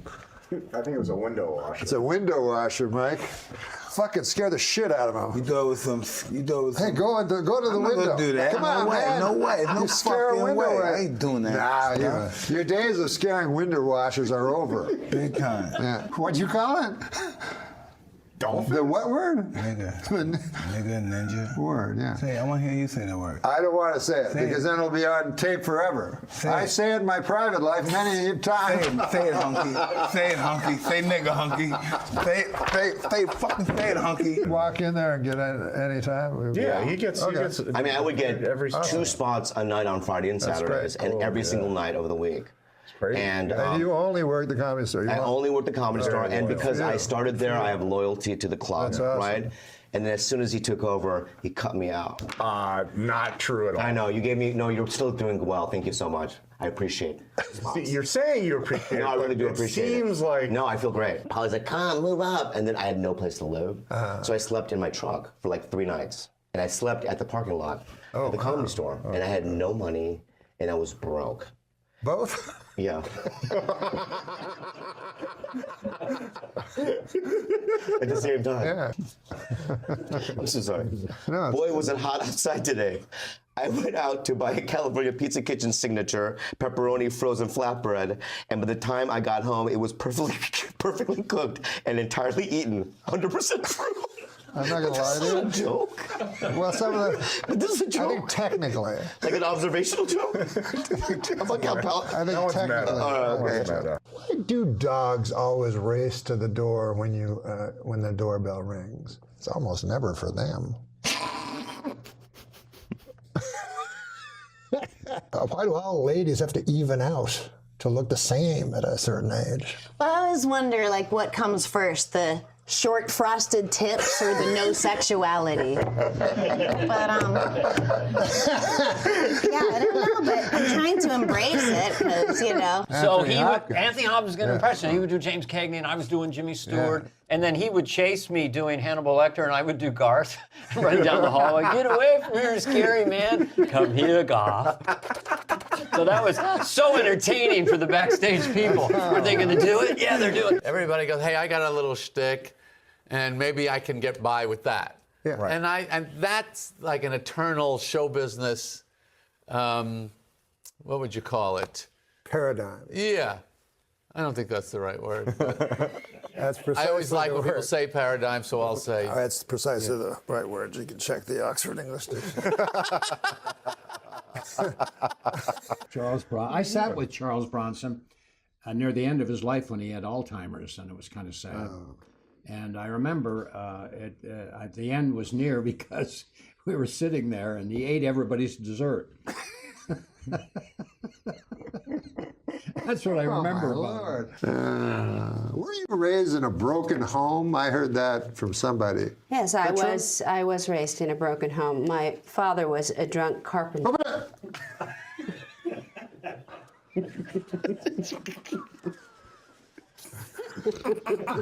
How much can you tell us about Toy Story 4 due out in another year or so? Please tell me that Buzz Lightyear finally gets to fuck Jessie the cowgirl. Let me put that in a way that Disney would understand. Technically not a question, maybe more of a demand. Like in prison, did you ever hear somebody's, like, I don't know, maybe you just heard somebody at some point go, hey there, Mr. Candyman. What the fuck? That was a long way to go for that. Mr. Candyman. No, How about I have some of that cocaine? Like, were you expected, in other words, to get cocaine? No, I was not. I was not expected to do that. And listen, a new study finds that men are more likely to blame stress from work as a contributor to their poor mental health, while women are more likely to jabber on about something or other. Percy is your dad? Yeah. I didn't remember that. I'd never heard anyone else's name Percy. Remember when you came and visited the set of Man on the Moon? Oh, sure, yeah. Well, I was also in the film. That's how I like to put it.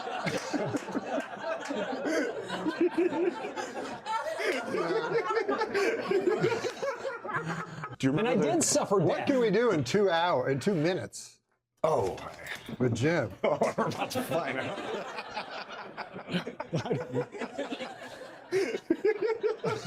We can invent a new form of travel. We could do this. So then the career, you're in Canada, you're set up to be a big person. The world's greatest impersonator. No. I heard stories about Norm where a drunk guy comes up to him at the bar and goes, "Hey, aren't you Norm?" And he's gone. He's just suddenly gone. None of this. Norm's back at the bar going, "Hey, what happened? What happened to that guy?" Kind of throws a sardonic smile on his face, no matter what the emotion. Let's not break it down too much. Okay, so Oh my God! What was I asking? I don't know, but they've been holding that up for 40 minutes. No break. I had an interesting. Oh my God! What was I asking? Like, let's say a guy comes up to you, says, "We want to do Sergeant Bilko with you." I would reach into my pants, grab a handful of my own shit, and wipe it right in their face. Well, that's the obvious answer, but here we go. The final joke. Good night, everybody. Well, we'll say goodnight right after the joke. No, it was going to be okay. Well, Okay, fine. Good night. No, we'll do the joke and then. Good night, everybody. We'll do the joke and then say good night. Good night, everybody. Are you anti-capital punishment or something? No, I'm pro-capital punishment, but this guy starts talking numbers and deaths. Be careful, because it always gets back to the Holocaust tonight. Oh. This is the closest I've seen to him admitting to the Holocaust, where he said, I think people have died. He's like, 6,600,000? What's the difference? I'm like, Well, there's a lot of difference. There's a Adam. huge difference. This is what he told me the other day. He goes, it happened. Fire pit, fire pit, fire pit, fire pit, fire pit. He goes, it happened, but he goes, the numbers are all right, all wrong. And then he goes, the other night he goes, 600 or 6 million, it's still terrible. I'm like, oh. Listen, everybody's entitled to their opinion. I say 6 million, he says 600. You say probably a number in between there somewhere. You know, I just don't know how 6 million people disappear from the face of the earth. Ask this motherfucker. He's the one that thinks that it didn't happen. It existed, as did the Holocaust. I believe that the. All right. First of all. Oh, my family's going to disown me. This is a little joke against the poor masses that came out of a chimney. Being from Manchester, this has nothing to do with the Holocaust. I didn't bring up the Holocaust. You did. But the worst Passover Seder is when you're there and this guy's talking about the smokestacks of Birkenau. Okay. Not being true. Because bring that up at Pesach. There's no way I would bring that up at Pesach. You can't ignore it. I ignore this fucker when he starts talking about the smokestacks at Auschwitz and how the shadows couldn't make sense and all this shit. Oh, my head The Holocaust. That really answers me. You can't too ignore him. I ignore this motherfucker. He tells me this big story about how the pictures from the planes on Dachau and stuff don't show enough. The chimney is not long enough. It doesn't cast a long shadow enough to have possibly been big enough to service the killing machine of Hitler. That's what he told me. I've been saying that for years. Oh, you got Oh, okay. Well, you finally found someone to agree with you. He said, how could there be poison, a poison gas? I don't know much about the Holocaust, but what did they have inside the... The two of you together just are really giving a great homage to that whole time. Inside the gas chambers, they put a certain type of gas. Cyclic and fire. Yeah. No, it certainly wasn't. World War I. It was. Is there something 9? Zyklon gas. And he said, how could the cyanide, why would the guards not all be dead from pulling open the doors? I go, I don't know. I don't have every answer.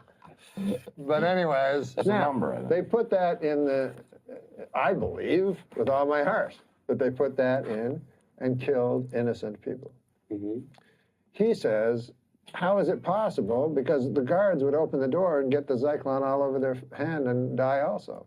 He said when the Allied planes came over, they have pictures, apparently, of the smokestacks.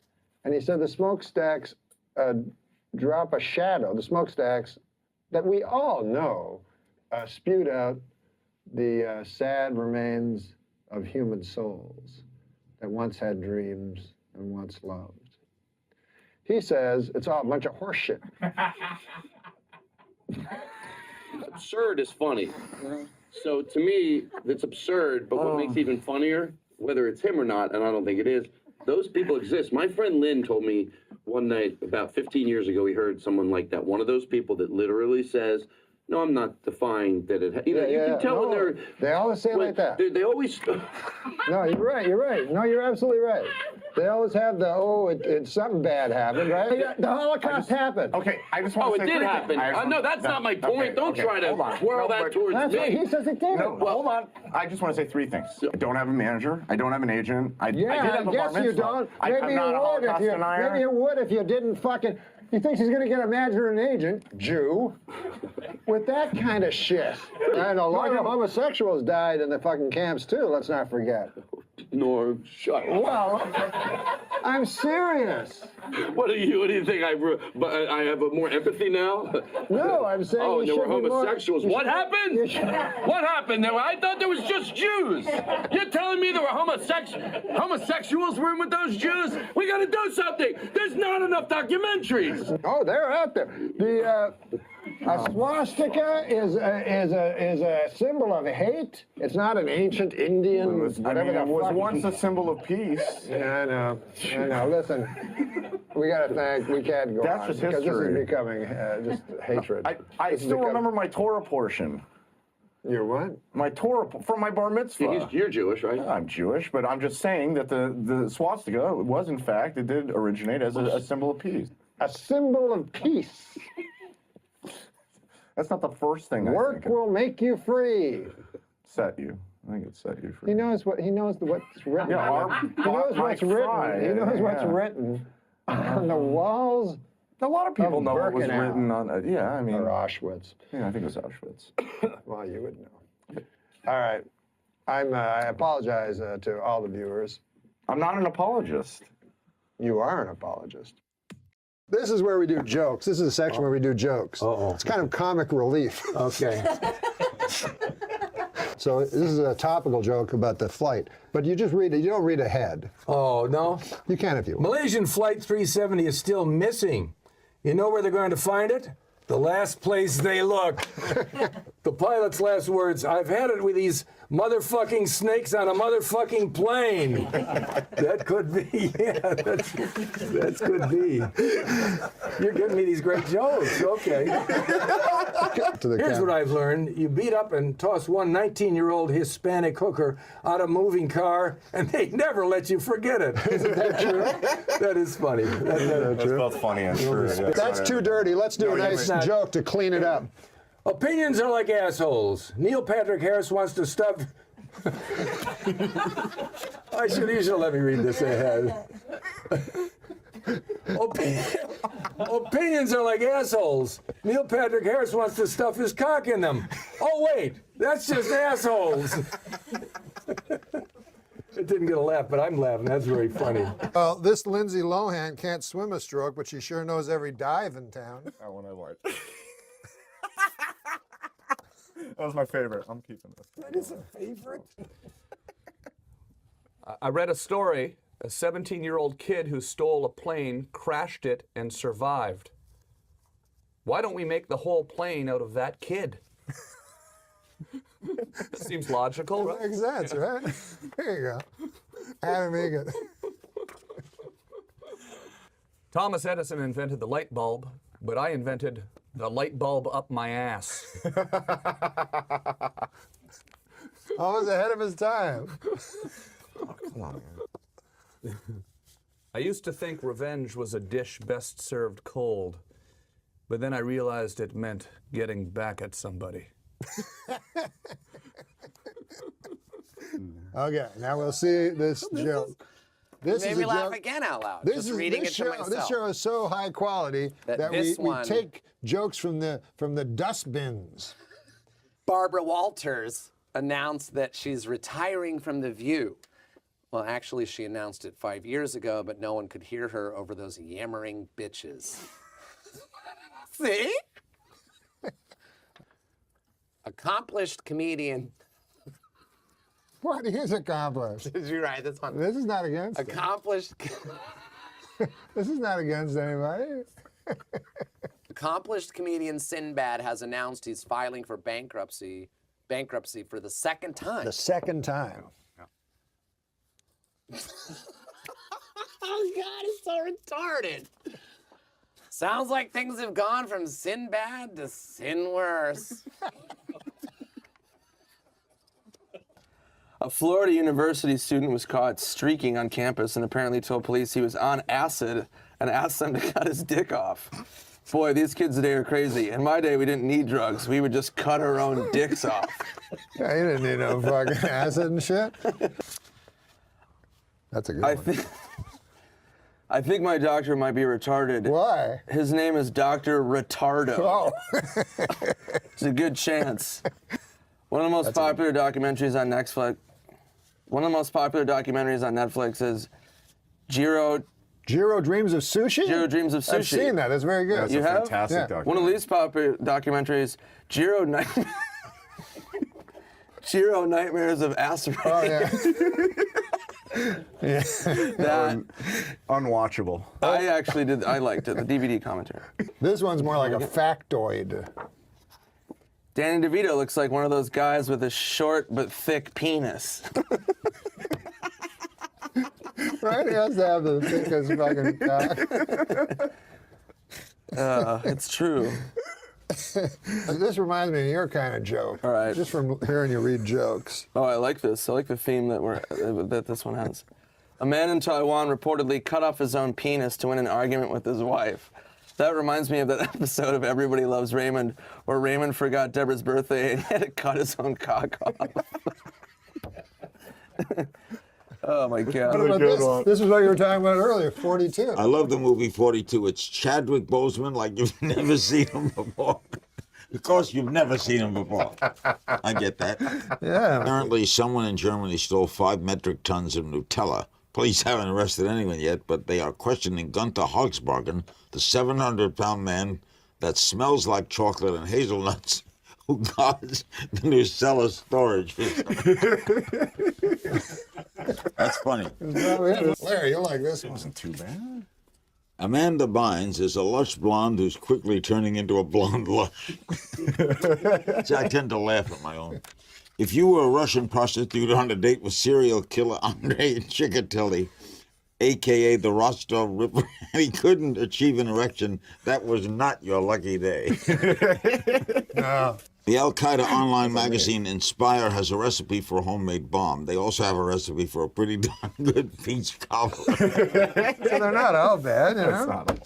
I crack up when I see a funny joke and I hear it. You know. China's government has reported they have lost over 28,000 rivers in the past decade. That's weird. That is weird. My theory is they sold it into the sordid world of underground river sex trafficking. That's a really good punchline. A very suspect premise.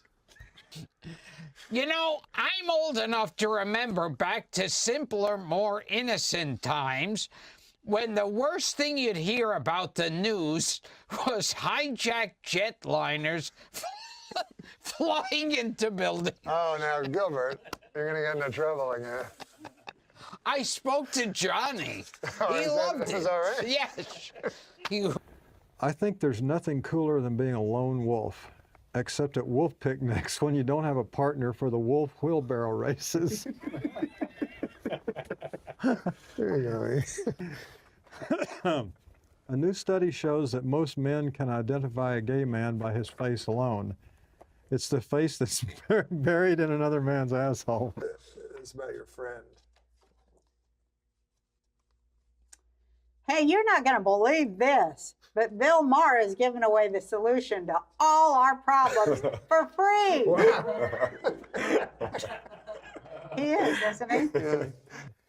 In my opinion, if we're going to fight the war on terror, a good place to start would be our country's haunted houses. I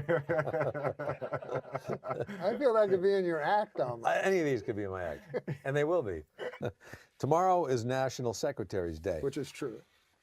Is that right? I plan on getting my secretary the same thing I always do, a big fat goosing.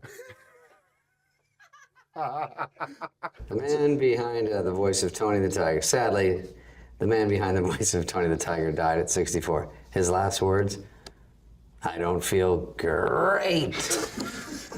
I gave it something. Yeah. Are these left over from when you did updates? Neil Patrick Harris posed nude for the cover of Rolling Stone except for a hat hanging off his wiener. And this morning, Adam Egat. Oh, is that your name? Fucking change it. And this morning, Adam woke up and said, "Hey, where's my hat?" Sorry. Neil Patrick Harris is cock. It's on his dick. Go get it. It's there the whole time, man. Playboy magazine has done away with the nude photo layouts altogether. In other words, they've eliminated ladies in the altogether. Oh man! That's a sort of radio DJ joke, I feel. The way you know the what I way mean? you We have to your deliver voice, it yeah, down, yeah, right? delivered it. In other words, amazing. they've eliminated ladies in the altogether. Altogether. Here's Taylor Swift. When you're single trying to attract a partner, it's important to project the qualities you desire, which I understand, but boy, oh boy, have I had to suck a lot of dick lately. That's sort of like a Bobby Lee joke. It is a lot like a Bobby Lee. All right. You know, you ever hear of steampunk? Yeah, I like it. Oh, you do? Yeah. Well, there's a joke for you. I wouldn't call myself a fan of steampunk, but I will say it's the healthiest way to prepare punk. Do you diet sometimes? I know, but do you go on diets and stuff? Yeah, sometimes. Okay, so this is sort of a diet joke a little bit. I'm so sorry. No, Boy, was it hot outside today. I went out to buy a California Pizza Kitchen signature pepperoni frozen flatbread, and by the time I got home, it was perfectly cooked and entirely eaten. 100% true. Oh, you ate it. See, I love it. I love it. Well, it's time to do jokes. This is where we put in a big thing, jokes. Yeah. So here, you can Does start. it flash? Does it have You exclamation can start. mark? Just do the joke right into that camera. And who wrote these? You got me just doing jokes. Just read a joke. Unsolicited. Is this from that joke book, that 1942? No, this is a real joke. Two businessmen bought the Milwaukee Bucks for $550 million. They are very excited with their purchase, as this is the only legal way to own black people. Now that is here, and I read that. Well, you're not there. You know how businessmen are racist? They are. Yeah, so it's them being racist. They not are. You. The two businessmen that bought the Milwaukee Bucks for $550 million Yeah. are racist, according they're to this. fine, man. And Albert Fish was born on this day in New York City in 1870. Do you know the obituaries is concerning me? I'm a little worried because people are dying in alphabetical order. Who the fuck is Albert Fish? What? Who the fuck is Albert Fish? Oh, Albert Fish? I've never heard of that guy. He was known as the Gray Man. The Grain Man? The Gray the Man. Grain. The werewolf of Wisteria. I You know why he was known as the Gray Man? Because he was a serial killer. He slayed children and ate them. He's a cannibal. But when the police asked a woman to describe him, and she said he was gray in both appearances and demeanor. Very bad description. This is like Arsenio when it was woo. Yeah, woo. But But anyways. I'm pretending I know who Albert Gray is. I didn't. No, Albert Fish. Oh. You're a New Yorker. So anyways, he was a child rapist and cannibal, as I explained. When he's the child Jesus rapist, you try not to Christ. laugh when he looks at you. Oh, There's come something on, man. It's not funny. I know it's not, but I know you want people to laugh. when But you say Fish boasted that he had children in every state. Now, I would not boast about that. I don't think you would. I don't think you'd do it. But if you did do it, you certainly wouldn't boast about it. Not at all, sir. You'd take that to the grave with you. But he boasted. But they say they Anyways. eventually all sing like a canary. They do say that? About murderers, right? Yeah, they brag to a friend. Right. When Norm bragged, sorry. But Fish, this is interesting. Fish chose his victims. He only chose victims who were either mentally handicapped. Now, don't laugh at this next part, please. You know he wants you to, right? No. If you laugh at this next part. Okay. And I'm not Fish gonna chose drink water. victims who were either mentally handicapped or African American. Oh, come on. Why would you think that's funny? God damn, Fred. Jesus Christ, that was the worst part of the story. Okay. But why do you think he did that? What would be the explanation? Why would he only attack? Why would his victims that he chose only be either mentally handicapped or African Americans? Because people in those days didn't care when those people were vanished. You're thinking like Albert Fish now. And prostitutes. That's why they kill prostitutes. Exactly. Nobody really cares about prostitutes. Well, it's like that comedian that would rape people at comedy club. No, in colleges. Yes, Vince Champ. They always said his great gimmick was that people would think who did it, and they never, because he'd go on to another town and another college, but when people say, what about the comic? Yeah. Maybe the worst gimmick a comic ever had. But anyways, but you were exactly right. That's why Albert Fish killed only mentally handicapped and African Americans. What about, okay. I thought you'd laugh at African Americans again, that they were. No, because I know him. I know he'll do something. That's outrageous. Well, it's kind of outrageous for you. But anyways, Fish tortured, mutilated, and murdered the youngsters. They were children. With a meat cleaver, a butcher knife, and a small hand saw. Oh, God, you. This is the topical portion? Yeah. This is the birthday. And he solidified his reputation as the most vicious child slayer in criminal history. Oh, Though barely literate, Fish wrote taunting letters to the parents of his victims, gruesomely detailing how he slayed, butchered, cooked, and then with great enjoyment dined on their offspring. He would inevitably declare that a child's roasted rump was the most toothsome dish in all of gastronomy. Additionally, Fish was a masochist, get this, and he would insert wool doused with lighter fluid into his own anus and set it alight for his own enjoyment. Fish was finally arrested, and he immediately began confessing to killing 700 children. Get out of here. Yes, and he was dizzyingly happy about it. Smiled as he described the grisly details of the tortures and the murders, appearing to the detectives. And one of the detectives said he appeared as the devil himself. I mean, this guy was a real jerk.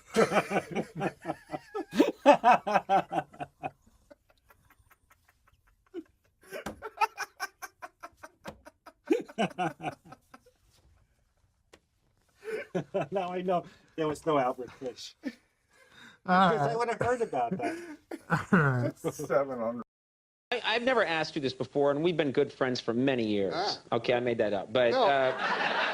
We haven't? No, we're friends. We're good friends. But I don't know what McDonald, is that Irish? Is that Scottish? What's your ethnic background? My ethnic background is Polish. Are you really Polish?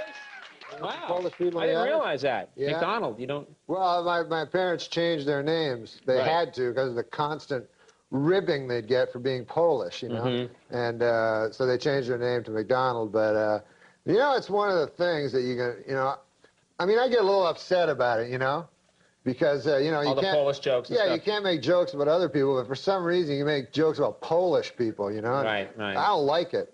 Right. You shouldn't. That sounds bad, yeah. I mean, I had an experience, you know. I go in and I order a Polish sausage, you know, from this guy, you know. And so the guy says to me, you must be Polish. And I said, come on, man. I mean, come on. Think about it, what you're saying. You know, I'm trying to knock some sense into this fellow's head, maybe give him a wider world view, you know. Sure, yeah. I said, you think because I order a Polish sausage, I'm Polish. I said, what if somebody came in here and ordered French toast? Would you think he was French, you know? Right. I mean, what if somebody came in here and ordered a Belgian waffle? Would you consider that guy a Belgian, you know? I mean, if a guy came in and ordered a German bratwurst, would you consider that fellow to be a German fella? Right. I said, what if a guy came in and ordered German potato salad? I suppose you'd think he was German too.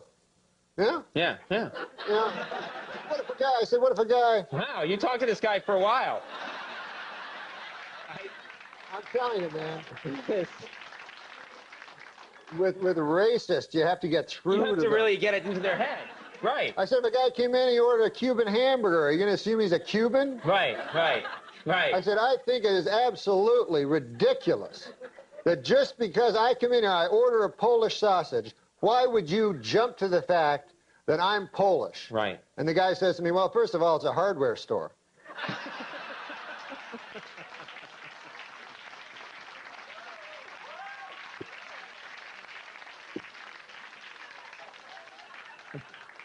And you hate Polish jokes, don't you? You just hate them. No, I think they're disgusting.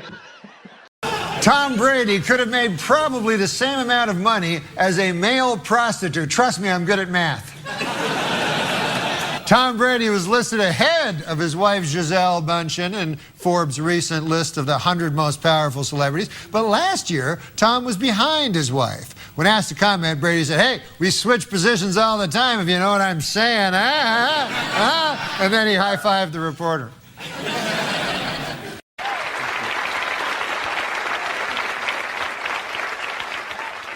Now, Norman, you're an inventive guy. Which of the current batch of inventions has tickled your fancy? What do you like? Henry Ford just invented the assembly line there, Right. you know? Yeah, I heard and that him. was good because he wanted, you know, not just rich people, but anyone to drive over and see his cock. Well, is there any other one that's caught your fancy? There was Alexander Graham Bell. Yeah. You know, he invented the telephone. Right. So he could call people up, tell them to come on over and see his cock, you know, because he was tired of yelling it out the window. So, hey, theme development. check out my cock.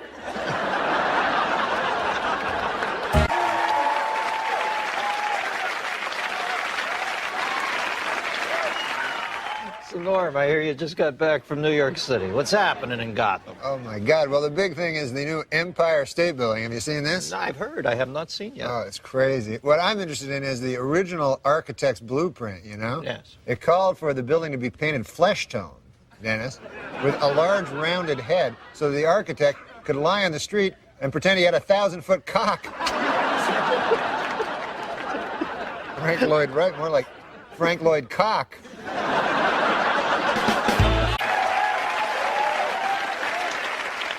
So, Norm, tell me, what's your take on this whole Cold War thing? Well, my brother works down at the UN, right? And you remember last week when Khrushchev was banging his shoe on the table? Crazy bastard. Yeah. So my brother was sitting beside him, and Khrushchev, like, he accidentally slips, and my brother gets hit right in the cock. With the shoe? Yeah, by Khrushchev's shoe. So my brother turns to him, he says, hey, you hit me in the cock again, you dirty commie, I'll bury you.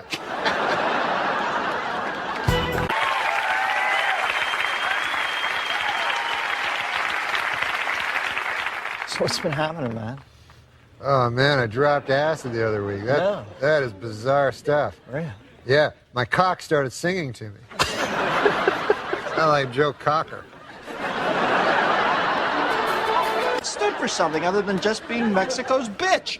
I say if President Clinton 296 doesn't snap us out of this downward spiral we're in, we dump his gay ass. Next selection process, we clone Jesse Ventura again, bring him back. Hey, Norm. Hey, you know what I think they should put on the dark side of the moon? What? Vast fields of bioengineered, hydroponically grown cock.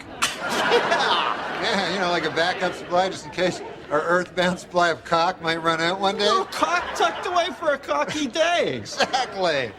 Look at my head, man. It looks like a cock. It does. Cock. Cock. Cock. That's just my opinion. I could be wrong.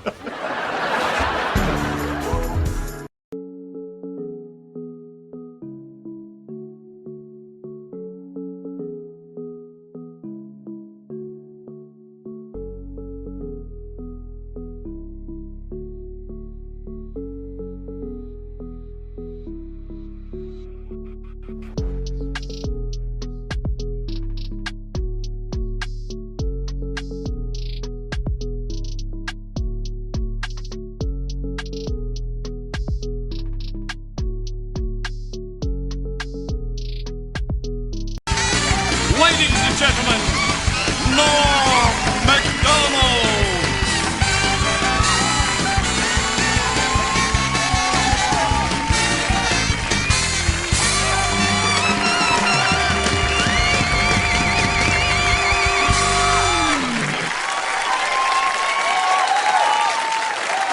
Thank you.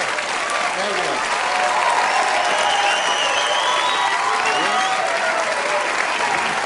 Thank you very much. You're very kind. You know, in the, what's that? Oh, yeah, no, you're absolutely right. That is my name. You know, when the people here asked me to do the show, you know, I gotta say, I felt kind of weird, you know. I don't know if you remember this, but I used to actually be on this show, you know. I used to do the weekend update news routine. You remember that? And, yeah. That's where I did the make-believe news jokes, you know. That was me, right? So then, a year and a half ago, right, I had a sort of a disagreement with the management at the NBC. I wanted to keep my job, right? And they felt the exact opposite. So you see, they fired me because they said that I wasn't funny, you know? Now with most jobs, I could have had a hell of a lawsuit on my hands for that, but see, this is a comedy show. So they got me, you know, you don't want. But now, this is the weird part, right? It's only a year and a half later, and now they asked me to host the show. So I wondered, I go, hey, wait a second here. Hey! I go, how did I go in a year and a half from being not funny enough to be even allowed in the building to being so funny that I'm now hosting the show? How did I suddenly get so damn funny?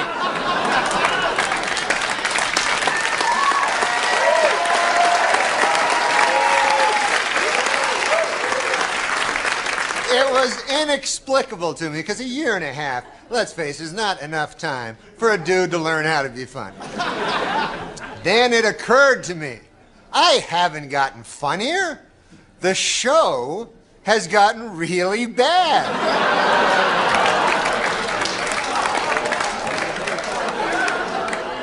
So yeah, I'm funny compared to, you know, well, you'll see later. But okay, so let's recap. The bad news is, I'm still not funny. The good news is, the show blows. All right, folks, we got a bad show for you tonight. Dr. Dre, Snoop Doggy Dogg, and Eminem are here. We'll be right back. We all had to pitch to Lorne, and then I realized early that I would pitch all like my real ideas and I wanted to impress everybody, and I would give and then this happens, and then this is the joke, and then this is, and the big twist is this. Right. So then when it got to the table for table read in front of 40 people, no one laughed because I did the sketch in the room, and then I realized a couple months in there was the art of the fake pitch, and Kevin Nealon and Norm MacDonald, it was like a contest every week to see who could come up with the fucking weirdest fake pitch that the host believed was actually happening, and the rest of the room knew. We all knew it wasn't. Lorne knew it wasn't. That's awesome. But I remember Kevin Nealon every week would do 2 fake pitches and go, also I have this idea where you live at the top of one of those runaway truck ramps, you know, in your house all the way up there, and it's like dinner time. A truck comes flying through your house, man. And the host would go, yeah, this is funny. I mean, but every week. And we would all just be laughing so hard. And the host is looking around yeah, that is funny, right? But we're laughing because the host is a fucking moron. And then Norm, I remember, it was Bob Newhart goes, I got this idea. People always confuse literally and figuratively. A guy will go, hey, how was that movie you just saw, you know? And I go, oh, my God. It was so funny. I literally laughed my head off. But he didn't, you know, because he's got a head still. And Bob Newhart just stared at Norm like, that's the stupidest shit I ever heard. And then Norm, like a dog with a chew toy, was like, I'm not leaving this room until lock the doors like a prison movie. He's going to break him? Yeah. And he goes, or you go, hey, how's your wife? Well, she literally died. When she got your message, she literally dropped dead right there on the floor. She's died. She literally died, and now he's moving closer. Did Newhart break at a certain point? Yeah, eventually he just fucking won. And then that week, Norm did a sketch where he was Charles Kuralt, and he was the only. It was just Charles Kuralt alone talking to camera, and we're all like in full Charles Kuralt makeup, unrecognizable, and you're like, his fake sketches were better than anything I ever actually got on air. He's amazing, isn't he? He's an amazing guy. He is amazing.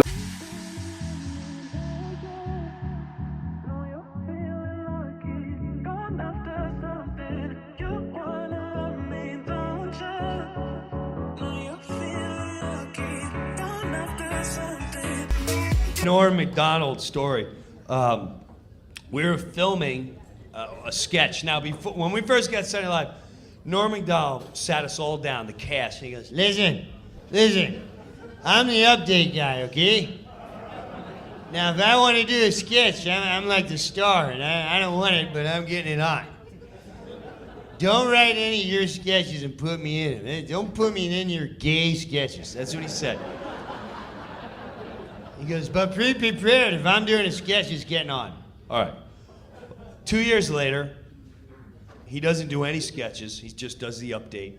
Pamela Anderson comes on.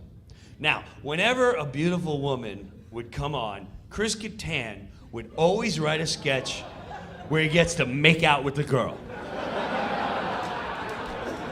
And he'd always over-flirt with her, like, oh my God, you're so sexy, you're hot, I want to set you up, think you're cute, I want to go on a date, you single, I want to hot, and you're sexy. Which was weird, because I always swore that he lived in the closet. Not that I care. No, I'm just saying, I always, you're like, well, you sure? You can tell me if you want, because he was very, he's very flamboyant, and he would always bring up gay in conversation, which was, to me, weird. It's like, you're like, oh my God, I was watching football, and I don't know, it just started making me feel gay. You ever feel that way? No. Not really. But if it makes you, all right. And I took that as a hint, because like a pot smoker will hang out with a group and they'll go, and there's always one that drops the little hint to test the crowd. You're like, yeah, so if we go out tonight, it'd be weird. I don't really smoke pot, but maybe tonight if someone's got nothing. But I would never do that, because it's weird, it's drugs and stuff. But you automatically know, like, oh, okay, he's looking for, I'll talk to you when no one's around. So I didn't know if Kattan was that guy. I'm like, oh my God, because he'd say it a lot. I'm like, oh my God, I was on an airplane. I don't know, I just felt gay. Not me, but, whatever, knock it out. So, Pamela Anderson, she's on the show. And she goes on, and we're getting ready to do a sketch. Now, when we read a sketch, we try it out on Wednesday. Wednesday, you want to read it, sell it, and try to get it to be picked up to work on for the week. Now, Norm MACDONALD is playing the guy from the Twilight Zone. I don't remember his name, but the sketch is like, imagine, if you will, another place in time. Welcome to the Twilight Zone.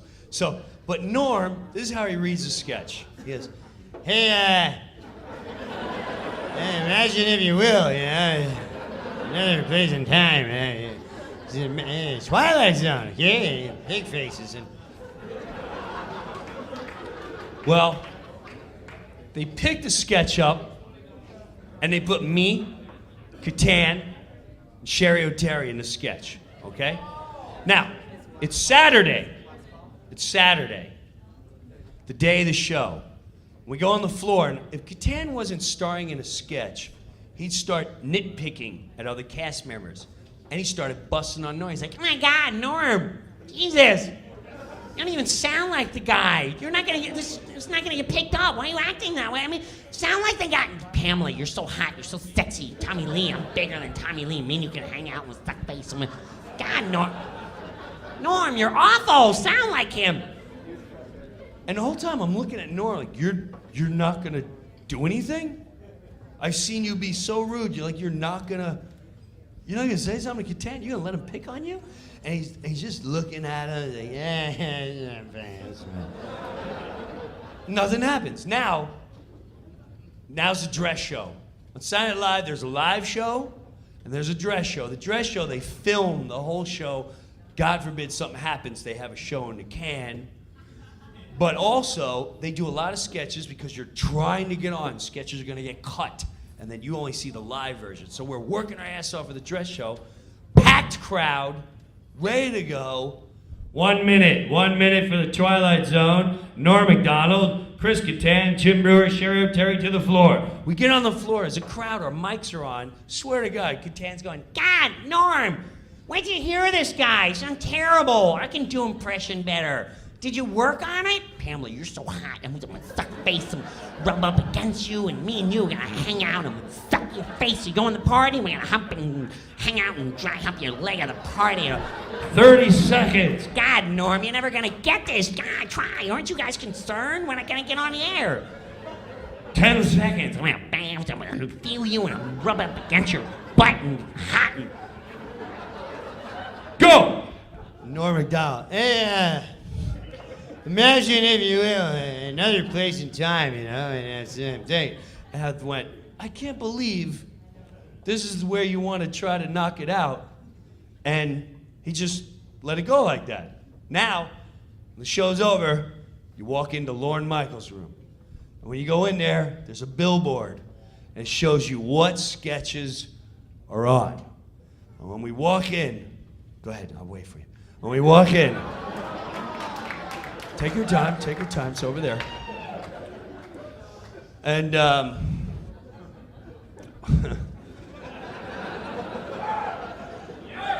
when we first walk in, it says the Twilight Zone sketch. I'm like, wow, how did that make it? So here we are, live show, monologue. Pamela Anderson comes out, first sketch of the night. 1 minute for kickoff of the show. Jim Brewer, Sherry O'Terry, Chris Kattan, Will Ferrell. Not Will Ferrell. Norm MacDonald. All this stuff. So we get there, live show. 1 minute to live on the air. Kattan starts. God, Norm, you're like terrible. We got 1 minute. You're gonna sound terrible on national television. Don't you care? Oh my God, you don't even care? Don't you feel gay? God, what's wrong with you? And I can't believe, like, I'm getting mad that he's trying to throw Norm off his game. Like, he's live TV. And then, oh my God, Pamela, you go to the party, you're hot, I'm gonna sex you up. 30 seconds. God, Norm, where'd you hear him? It's terrible. Why don't you stay at the update desk? 20 seconds. Pamela, you're so hot.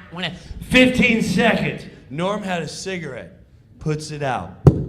10 seconds. Hey, Kattan. By the way, if everyone didn't know, Kattan's gay, but he doesn't tell anyone he's gay. And that's why he's this angry little bitch, and he just takes it out on everyone, and he tries to hit on Pamela Anderson, who you know would never be with you. She went Tammy Lee. 5 seconds. So why don't you just come out of the closet and admit you're gay and you wouldn't live a lie, you little bitch? We're on! Imagine, if you will, another place in time. This Saturday, I don't know if you're aware of it, was 420, and so it was a madhouse over there. It's April 20th? No, yeah, it was April 20th, but 420, you know 420. No, what's that? How do you not know? You've never heard of 420?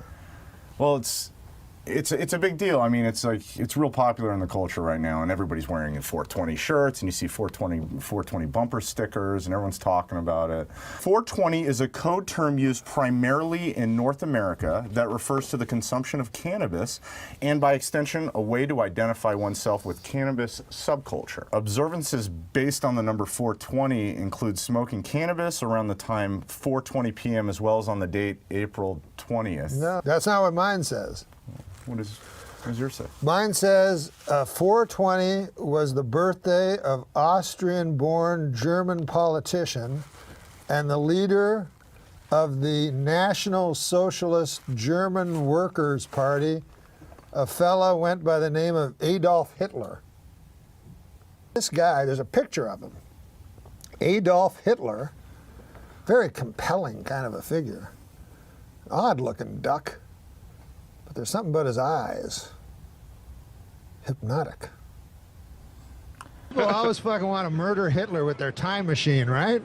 But then I feel if I got back there, I'd be afraid of falling under the spell of his fucking beautiful eyes. It's true. Anyway, a widely discussed story says that a group of teenagers in San Rafael, California, used the term in connection to a fall 1971 plan to search for an abandoned cannabis crop that they had learned about.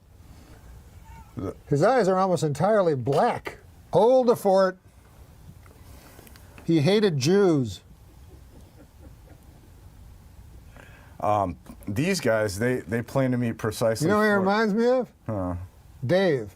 My best your friend buddy. Dave. Yeah, I know Dave. That guy hates Jews. He sure does. I hear about it all the time. I'm thinking of breaking up our friendship. It's probably a good idea.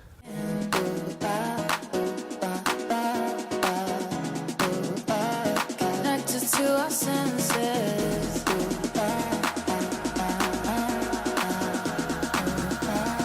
Found a way to legends that we share. You know what? I'm sick of these kind of characters. I think we should kill Hitler. Me and you go suicide, kill him. Yeah, it was like died 50 years ago, probably. Did he? I didn't Yeah. even know he was sick. He wasn't. Well, no, that's fine. I wish I could find a Hitler of today and go kill him.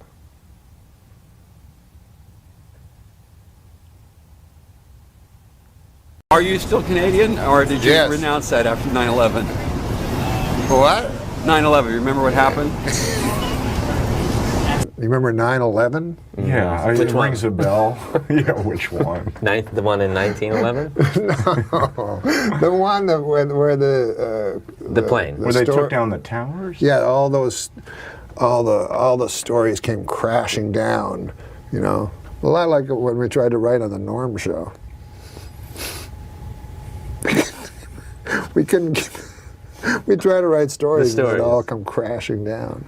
You know, I'm old enough to remember back to simpler, more innocent times when the worst thing you'd hear about the news was hijacked jetliners flying into buildings. Oh, now, Gilbert, you're going to get into trouble again. It takes forever, not forever, but it takes years of training to get a pilot's license. But it only takes a couple of minutes to steal a pilot's jacket and hat.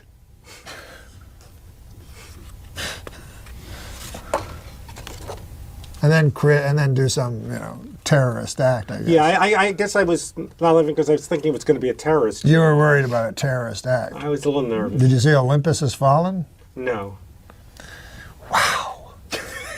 This week I learned, just because I masturbated to that picture of a guy falling to his death on 9/11 doesn't mean I have to share it.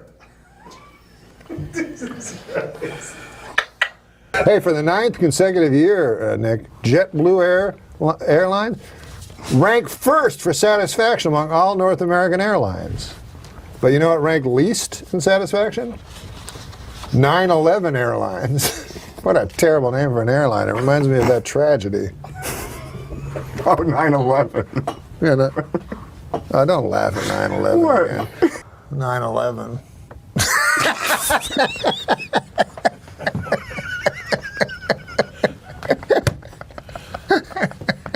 I tried to tell him not Way to to go, laugh. Adam. I know. I walked through blood and bones in the streets of Manhattan trying to find my brother. Jesus. Yeah, he was in northern Canada. And you were the guy that was laughing and joking about it, like only 4 weeks ago when I told you my story about walking ankle deep in blood and bone to try to find. Well, that's different. That was kind of funny. I was Yeah, that does sound funny. Yeah, right? I was in New York. Blood at and the time. bone everywhere. You. This is fine. This is fine for a fella that during 9/11, was in Costa Rica partying with his friends. I was walking through the blood and the bones So you were put off by that, in Manhattan. A little bit. I can't believe you're right. I had to get new pants because of the blood and the bones. Just now or back then? Back then, I was ankle deep in blood and bones. You went through the war, Norm. Well, it was an attack on our country. Do you want to hear my impression of the That's going to be you if you don't lose weight. You want to hear my impression of the 9/11 call? From Johnny Carson? 911 call. Yeah, I'm sorry. Yeah. But 9/11 was a national tragedy. Yes, it was. Why'd you laugh at that? You said it. Johnny Carson died at 80 years old. Okay, Johnny Carson died at 80 years old. Would you like to hear my impression?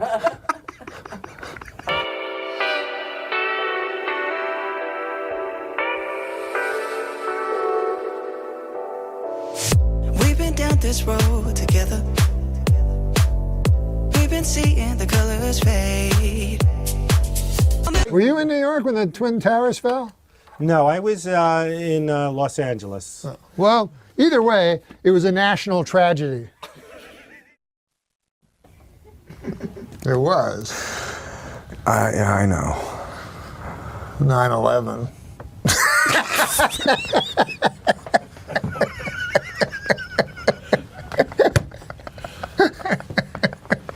We're going to go to hell.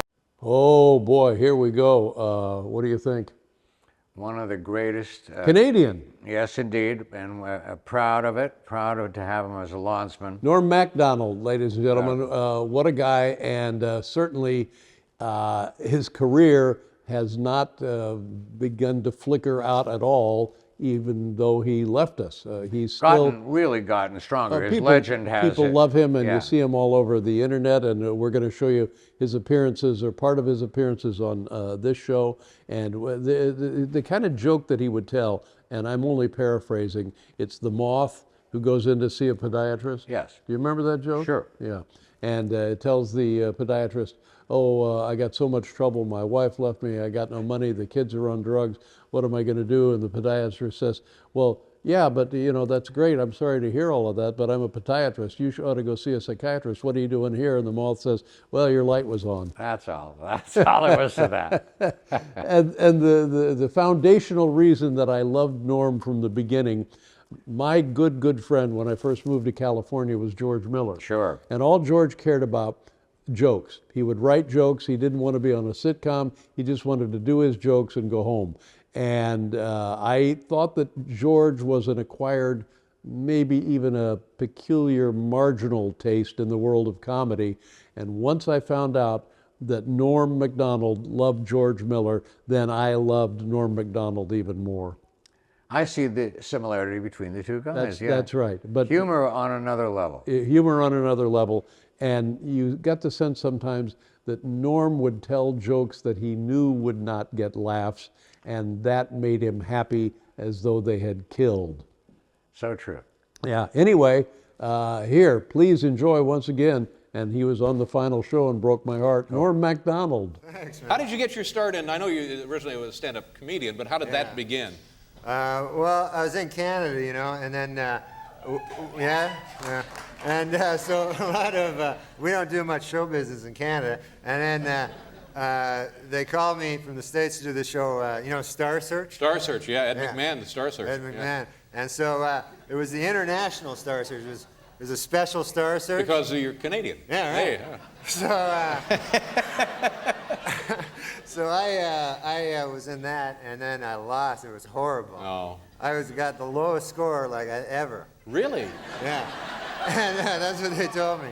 And so I was up against guys that were much more international. Like there was one guy, he was from Africa, and he had like a big robe and a hat. And then another guy from Australia, and he had a hat too. And then I just had like a jag and a little tie. Yeah, you know? you needed the hat, sure. I didn't have a hat. So, and plus all my stuff wasn't funny. That didn't help. No, that's no. All the hats in the world won't help that. So I went on. It was really humiliating. Oh, you know? I'm sorry to hear that. And nobody laughed. Even Ed didn't laugh. I knew I was doing bad. Ed McMahon wasn't laughing? Yeah, that's what he does for a living. Yeah, more or less, sure. So, he was taking some time off while I was out there. And he was just glaring at me there. And but he was a good guy. He always makes it dramatic, tries to make it dramatic. Yeah. You know? It's a big moment. Yeah. Sure. So even if it's, you know, everybody knew I was going to lose. But you have to go out with the other guy and with the guys with the hats, and I knew I was going to lose. And then you know, he goes like, another tough decision for the judges. And that was the only time I heard laughter when I was on stage. He said, all right, Chal, Canadian champion Norm MacDonald receives 3/4 of a star. That's not good. No. That's not good at all. I figured out later that to get 3/4 of a star, 3 guys had to give me 1 star, and then 1 guy gave me none. And you're getting to be kind of a like a celebrity, like a big deal, aren't you? Yeah, kind of marginally. I did a celebrity golf tournament. Is it fun? It's all right, you know. Well, it didn't work out very well. Why not? Well, the thing is, the idea is you go and there's 3 regular guys, and then there's the celebrity. Yeah. You know. So it'd be like a guy from the Rotary Club, a guy from the bank, a guy from the Kiwanis Club, and you playing a foursome. And so I showed up there, and there were 3 guys there. My tee time was like 10:15, and so one of the guys, he says to me, we're just standing there, and the guy says to me, he says, hey, I wonder who our celebrity is. That's no good. So, you don't want to, you know, it's hard to identify yourself as a celebrity Sure, to others, yeah. you know. And so I said it was me, and we golfed. I spent the whole first 9 holes trying to explain who I was to the guy.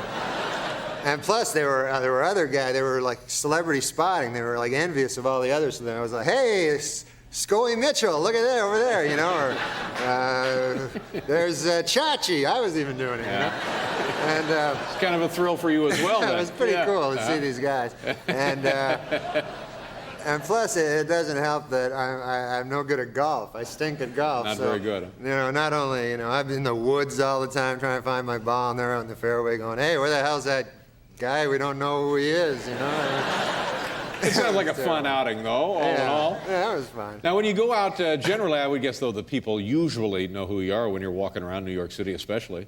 You get recognized all the time? A little bit. Sometimes, a lot of times I get like, hey, you're that guy from Saturday Night Live. And then I go, yeah. And then they go, that show sucks. No, see, that's not good.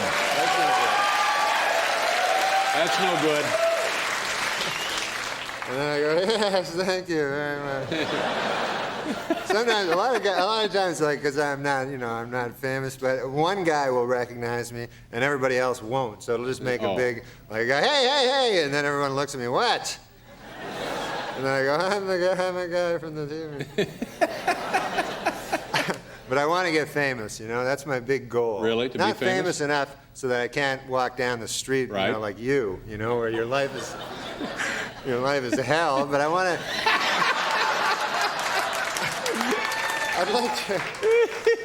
I'd like to get famous enough so that if I ever had problems with my liver or something, I could get another one quick. You know, that kind of. You want to go to the top of the list? Yeah.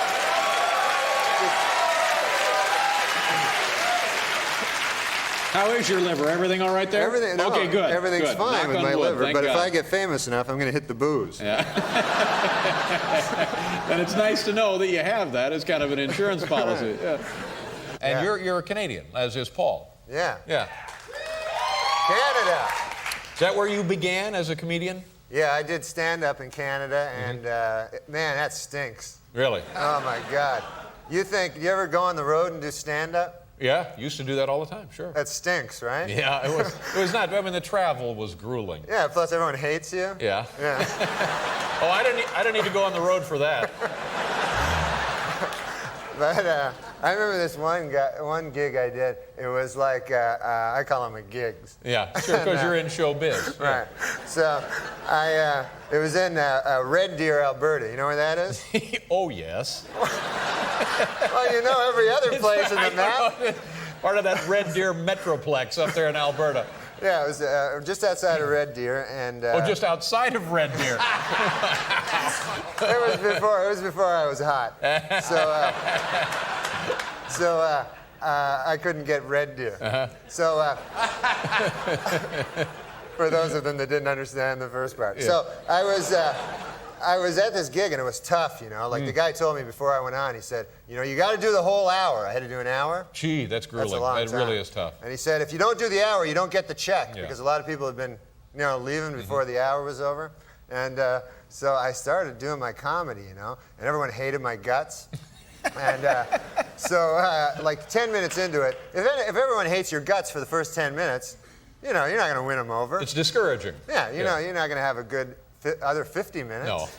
So everyone hates me. So then after a whole hour of that, I have to host a joke contest, you know, where I bring people from the audience A little up. talent show kind of thing. Yeah, and they tell their jokes. Yeah.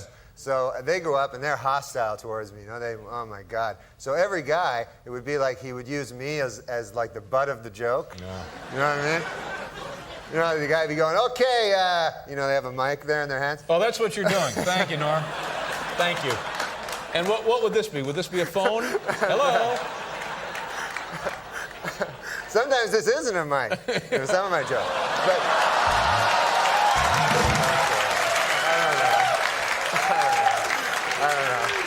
I don't know. So the guy should have loved that in Canada, for heaven's sakes. I should have used that. I wasn't that savvy at that point. But so the guy's up there. He's got the mic, you know, and he goes like, he's using me. Everybody, you know, it would be going like, okay, folks, here's the joke. Hey, what's your name again? Norm. There's this fruit, Norm. You know, and they get a big laugh. And so everybody would be abusing me more. Finally, this guy comes up, you know, drunk, you know, and he goes, hey, Norm, you know? And I go, yeah? He goes, well, you want to see my impression of a whale? You know? And I go, yeah, that'd be good, you know? And so he has this beer, so he takes a big swig of beer, and then he, like, spits it up all over my face and my shirt and everything. I didn't even get it either till much later. That's too bad. It's the blowout of a whale. Of course, yeah, it's the whale. And the beer is the sure. seawater. Yeah, exactly. So now I got stuff dripping over me. I have to give this guy the gift certificate, you know? He won. Oh, yeah, that's the guy people won, went crazy. So then I'm depressed. I go in the corner. I'm playing Frogger, you know? I got water. I got beer. It was beer. The beer was playing the water. Yeah. What a story, yeah?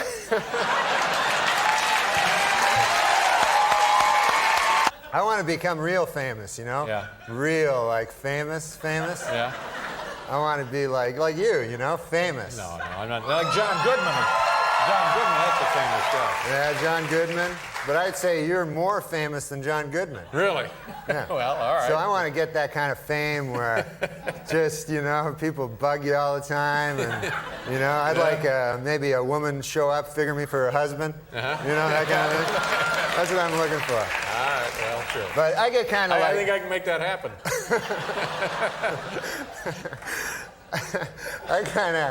I kind of got half fame, you know, like sometimes people, I was taking the airplane there, flying on the airplane, and I get on the airplane, so I got this character beside me, you know, sitting there with me, and he says to me, he says, I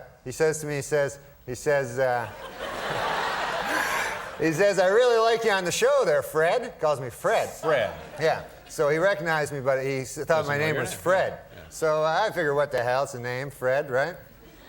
And so I go, yeah, thanks a lot. I don't want to go, hey, I'm not Fred, you know? Yeah. So I go, yeah, thanks a lot. He goes, yeah, you're good, Fred. Keeps saying it, you know? So I go, thanks, man, thanks, that's good. No, I like you, Fred, he says to me.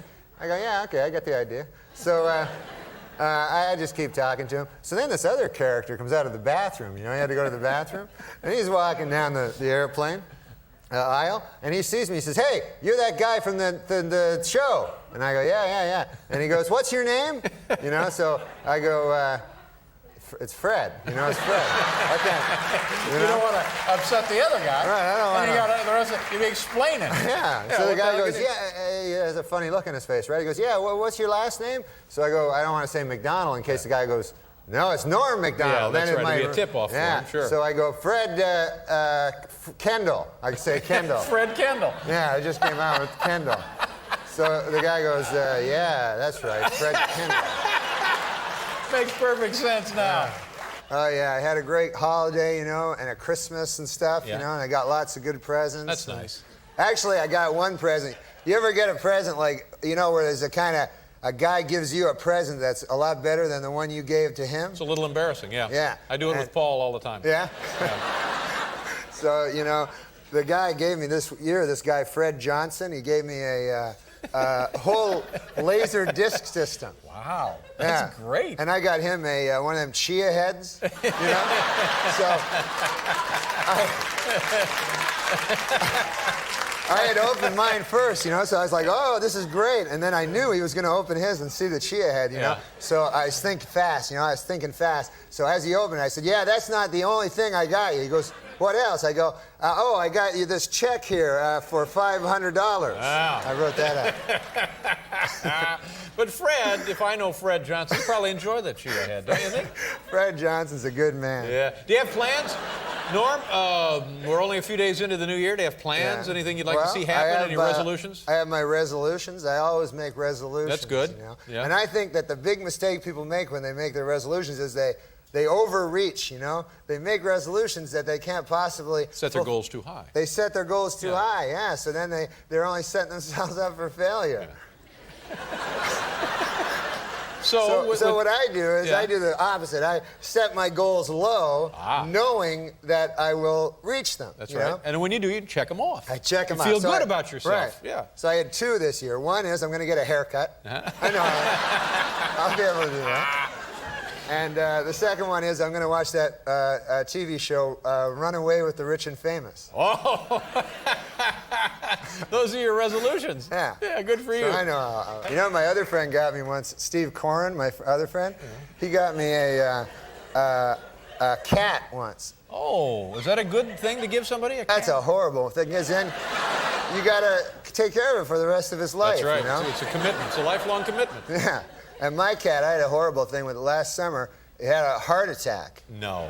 Yeah, you ever hear of that? No, I never have. I never heard of that either. And so I came home one day and the cat was there, you know, and he was like like that, and there was like white stuff coming out of his mouth, and he's like, So I was like freaked out, you know, and so I phoned up, I phoned up 911, you know, It's just for people. It turns out that's just for people. Yeah, but it's not a bad thing, you know, off the top of your head, that's not a bad thing. So I even said, what's the one for the cats, you know, what's the number? And then the woman goes, look, get off the phone, we'll call you know.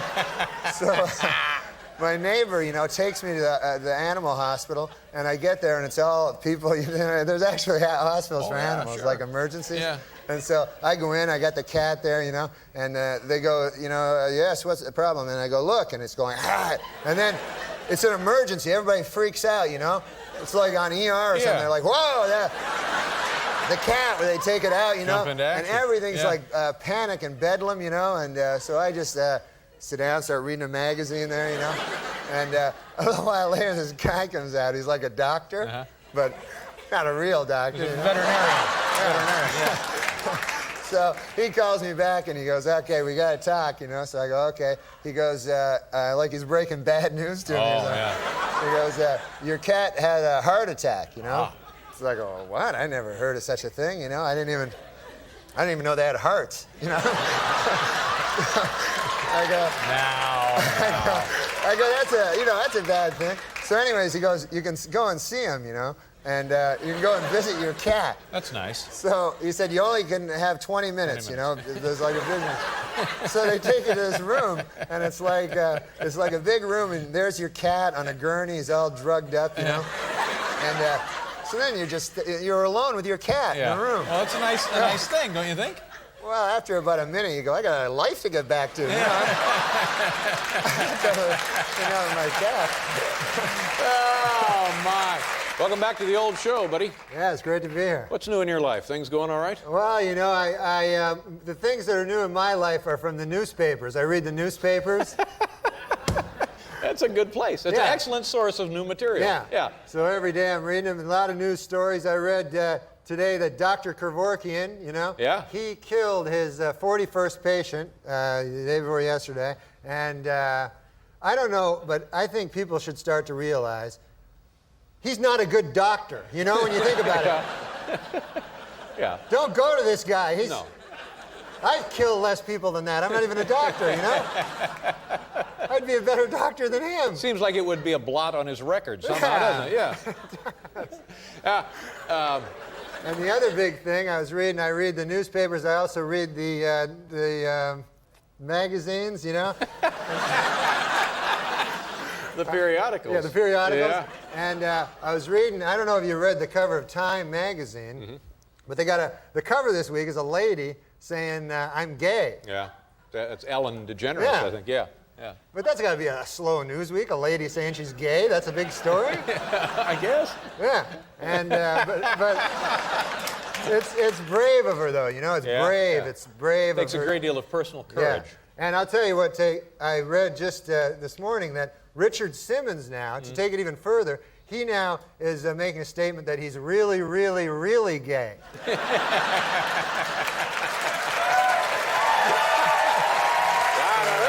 news. Yeah. To me, that ought to be on the cover. Yeah, he got burned. But the big thing, of course, is also the Hale Bop comic. Have you seen it?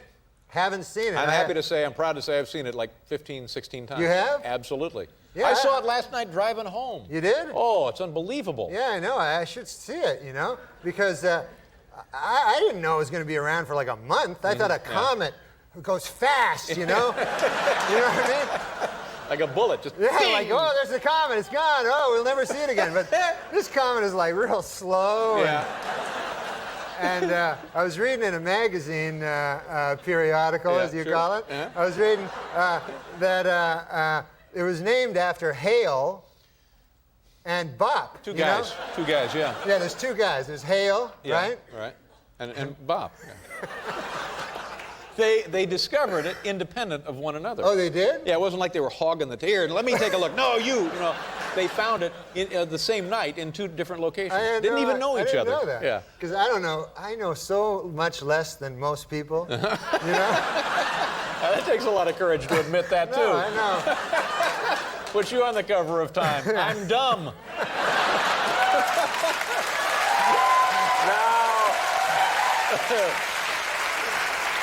It's not dumb because I don't know book learning. You know what I mean? No. But I know things from the street. You know what I mean?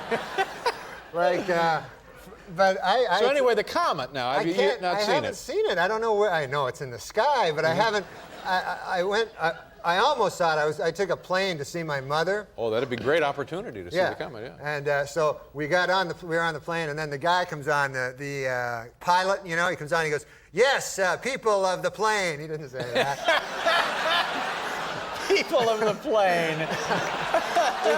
He said, passengers, you know. He says, listen, guys, if you look out, if you're on the left side of the aircraft, you know, if you're sitting, you can look out, see the Hale Bop comet. And of course, I'm on the right side of the damn plane. So I look out, and I said, all I got is like the wing of the plane, you know. So I get gypped, you know. So then I land, you know. I haven't seen it. And then I go to my not my grandmother, my mother. It's my son's grandmother. I go to my mother's. I'm sorry. That's right. I can see where you are. I am. She is a grandmother. She's just not your grandmother. Right. Yeah. So I was with her, and she goes out on her balcony, you know, and she goes, "Oh, Norm, the Hale Bop comet is up in the sky." And I go, "Oh man, I'm gonna see that." But I was watching Rhoda. You know Rhoda? Yeah. And so I said, "I'll be there in a minute. I'll be there in a minute." I'm watching, and then I fell asleep. Yeah. And I missed it. Not that it was Rhoda. It wasn't a boring show. No, yeah. But I think, Norm, I think the comet will be visible for a few more days. Yeah, you really they ought say to that. take advantage of it. Yeah. Well, now, you know, it's weird, the comet, because it's like tainted now because all those guys killed themselves, you know, and now, I don't know, you can't look at the comet without thinking about a bunch of dirty ghosts flying around a spaceship, you know? Well, that's perhaps your own personal struggle with the comet. Do what you can. Were you ever in a cult yourself? Oh, what? No, I don't know.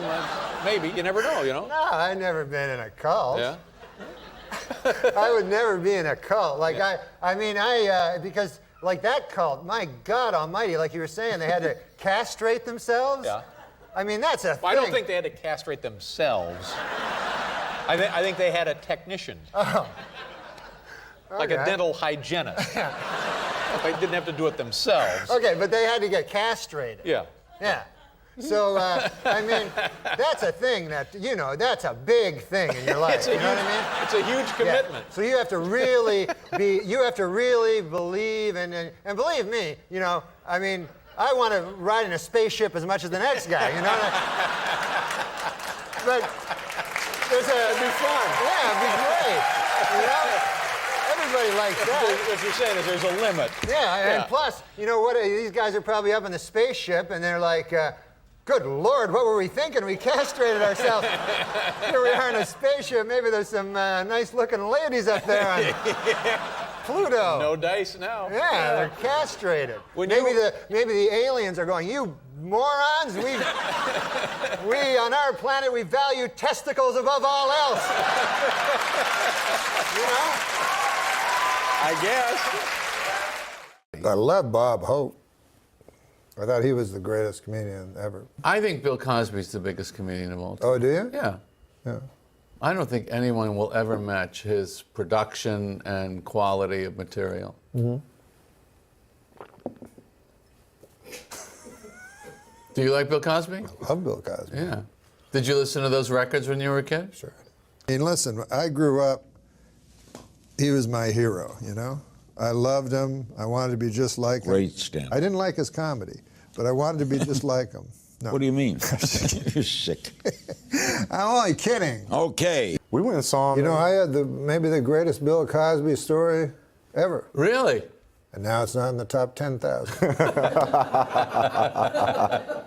Because I'll tell people the story. Right. And I'll constantly be interrupted by, and then did he rape you? I'm like, he didn't ever rape me. It had nothing to do with the story. There was a story you had told about your father and Bill Cosby on David Letterman. Do you think you could share that with us here right now?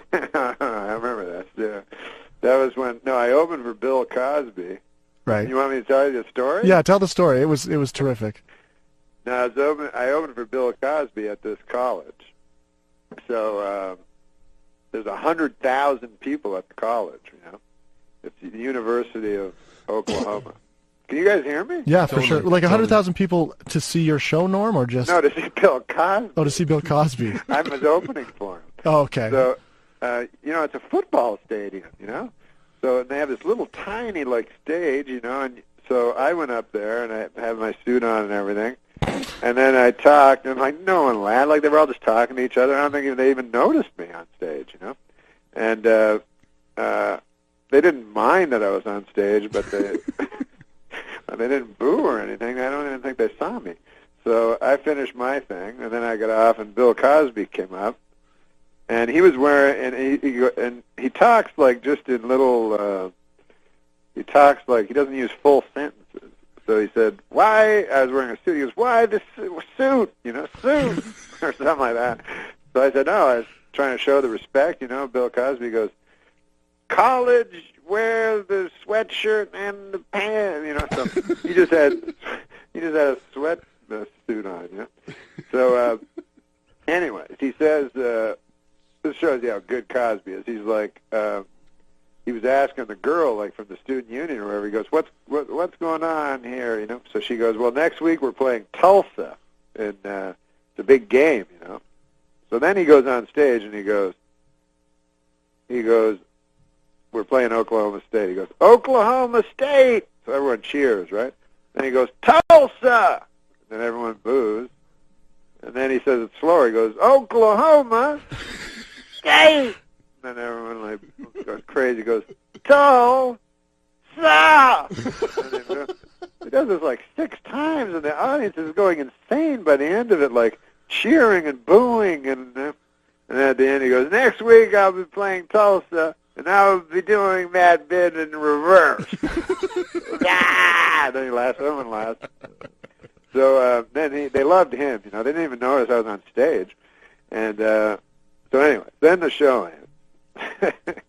And then I'm talking to him, and I was telling him because when I grew up, my dad and I would listen to Bill Cosby albums. He would love Bill Cosby, my dad. So I said, "My dad loves you." He goes, "Where's your dad live?" When I said Ottawa, he goes, "Ottawa." And then he turns to his manager guy that was with him, and he goes, "Maury, aren't we playing in Ottawa? When? I thought the schedule." So then the guy goes, "Yeah." He goes, "We're doing it in August." He goes, "Yes, take the man's name down, and we will." And so then he says, "I will meet with your father, take him back and we will speak. And I will put him in the front because people like to be, and then after. And so just put the number down on the paper. So then, like, I go to write the number down, and it occurs to me that my father's dead. So, but I don't want to say that to Bill Cosby, you know. So I just write down any fucking number. Like, I just write the area code and then 7 digits. So that's the story. So then later, like a couple of months go by, and this also shows you like the power of like a guy like Bill Cosby. I was doing some lame thing on the Drew Carey show, you know, I was supposed to be a lawyer or something for one episode of the Drew Carey show. So I'm on the Drew Carey show. I'm rehearsing, and a lady runs up and she goes, "Bill Cosby's on the phone," you know. So I go, "What?"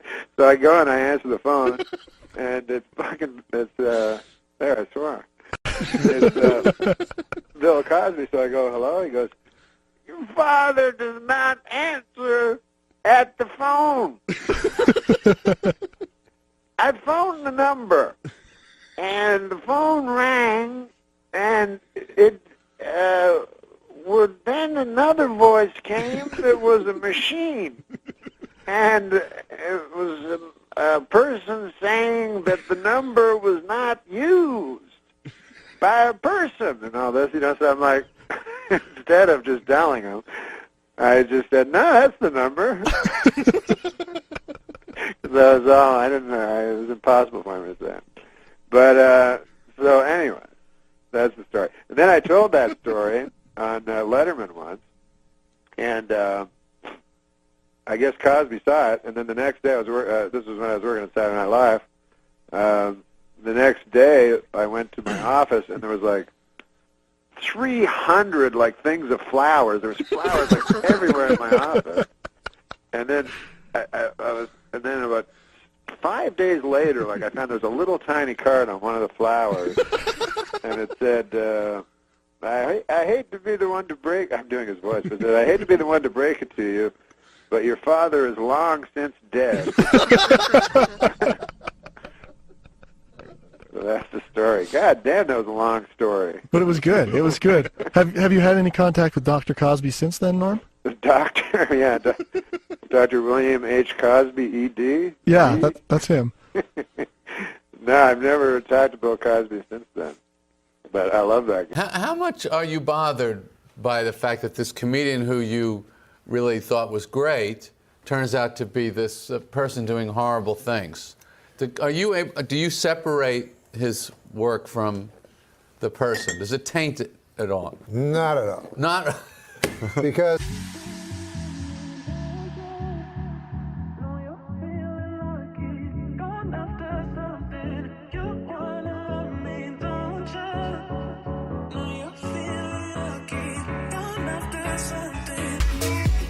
listen, not at all. Listen. Suppose nothing else for me to do. I don't know nothing about these old fellers, but you hear, "Hey, Beethoven." Yeah. Raped his own daughter. He did? Well, let's say he did. Okay. Would you give a good goddamn? Would you give a rat's ass? Yeah, I would. That's pretty bad. Pick up different crime. Right. Different crime. Now, do you think Cosby's legacy will be hurt? Yeah. You do, huh? I mean, there was a comedian, Patton Oswalt, he told me, "I think the worst part of the Cosby thing was the hypocrisy." And I disagreed. You disagree with that? Yeah. I thought it was the raping. That's my feeling. Most rapists are hypocrites. You don't meet many who go, "I like raping, and I know it's not politically correct, but by God," people go, "Well, he's not being a hypocrite, and that's the worst part." And the last time I saw him was at the Comedy Store, and he was uncharacteristically emotional. Yeah. Like when we parted company, he was, and there's a picture of me and him and like the back of Chris Rock's head. I put it in my special. That picture that's in the end of the closer was the last time that I saw him.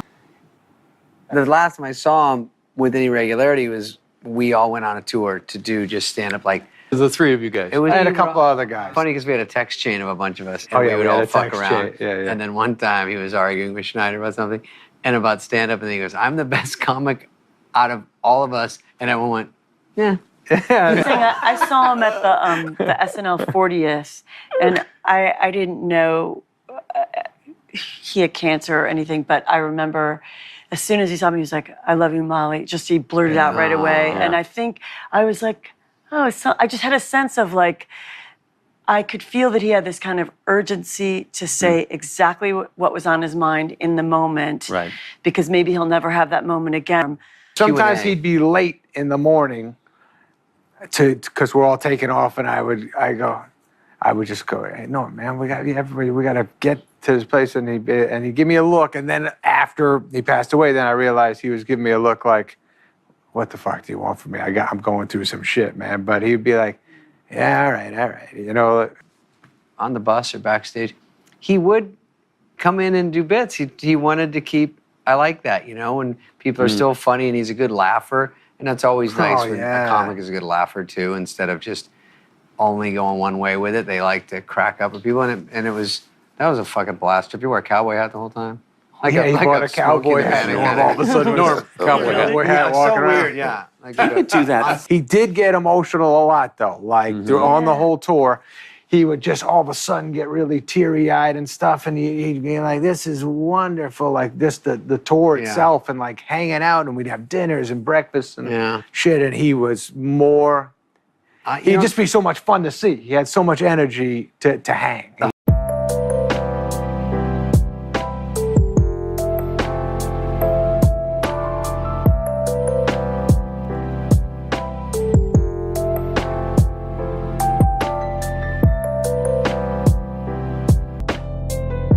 Do you remember the last time that you had seen him?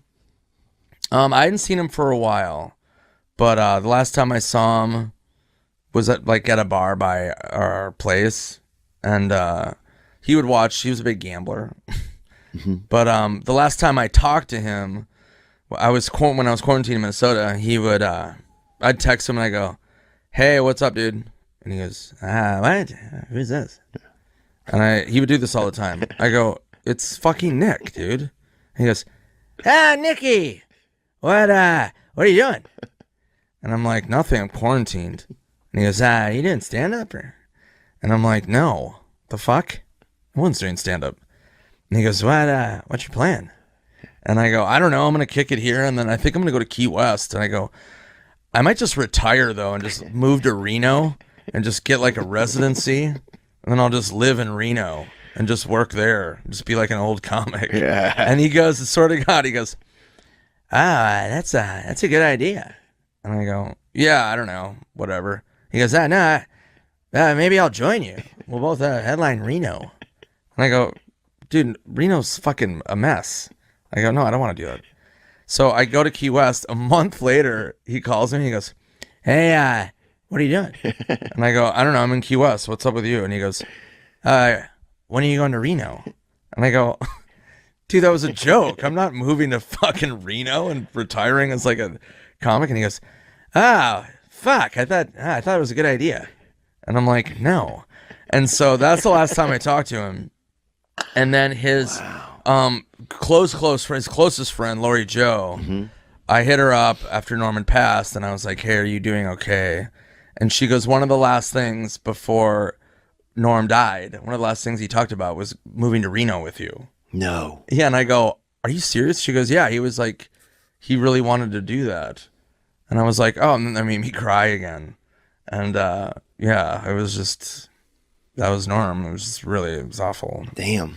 I'll tell you, I have so many Norm stories, but this is one of my favorites. And I was on tour, me, Sandler, Spade, Rob Schneider.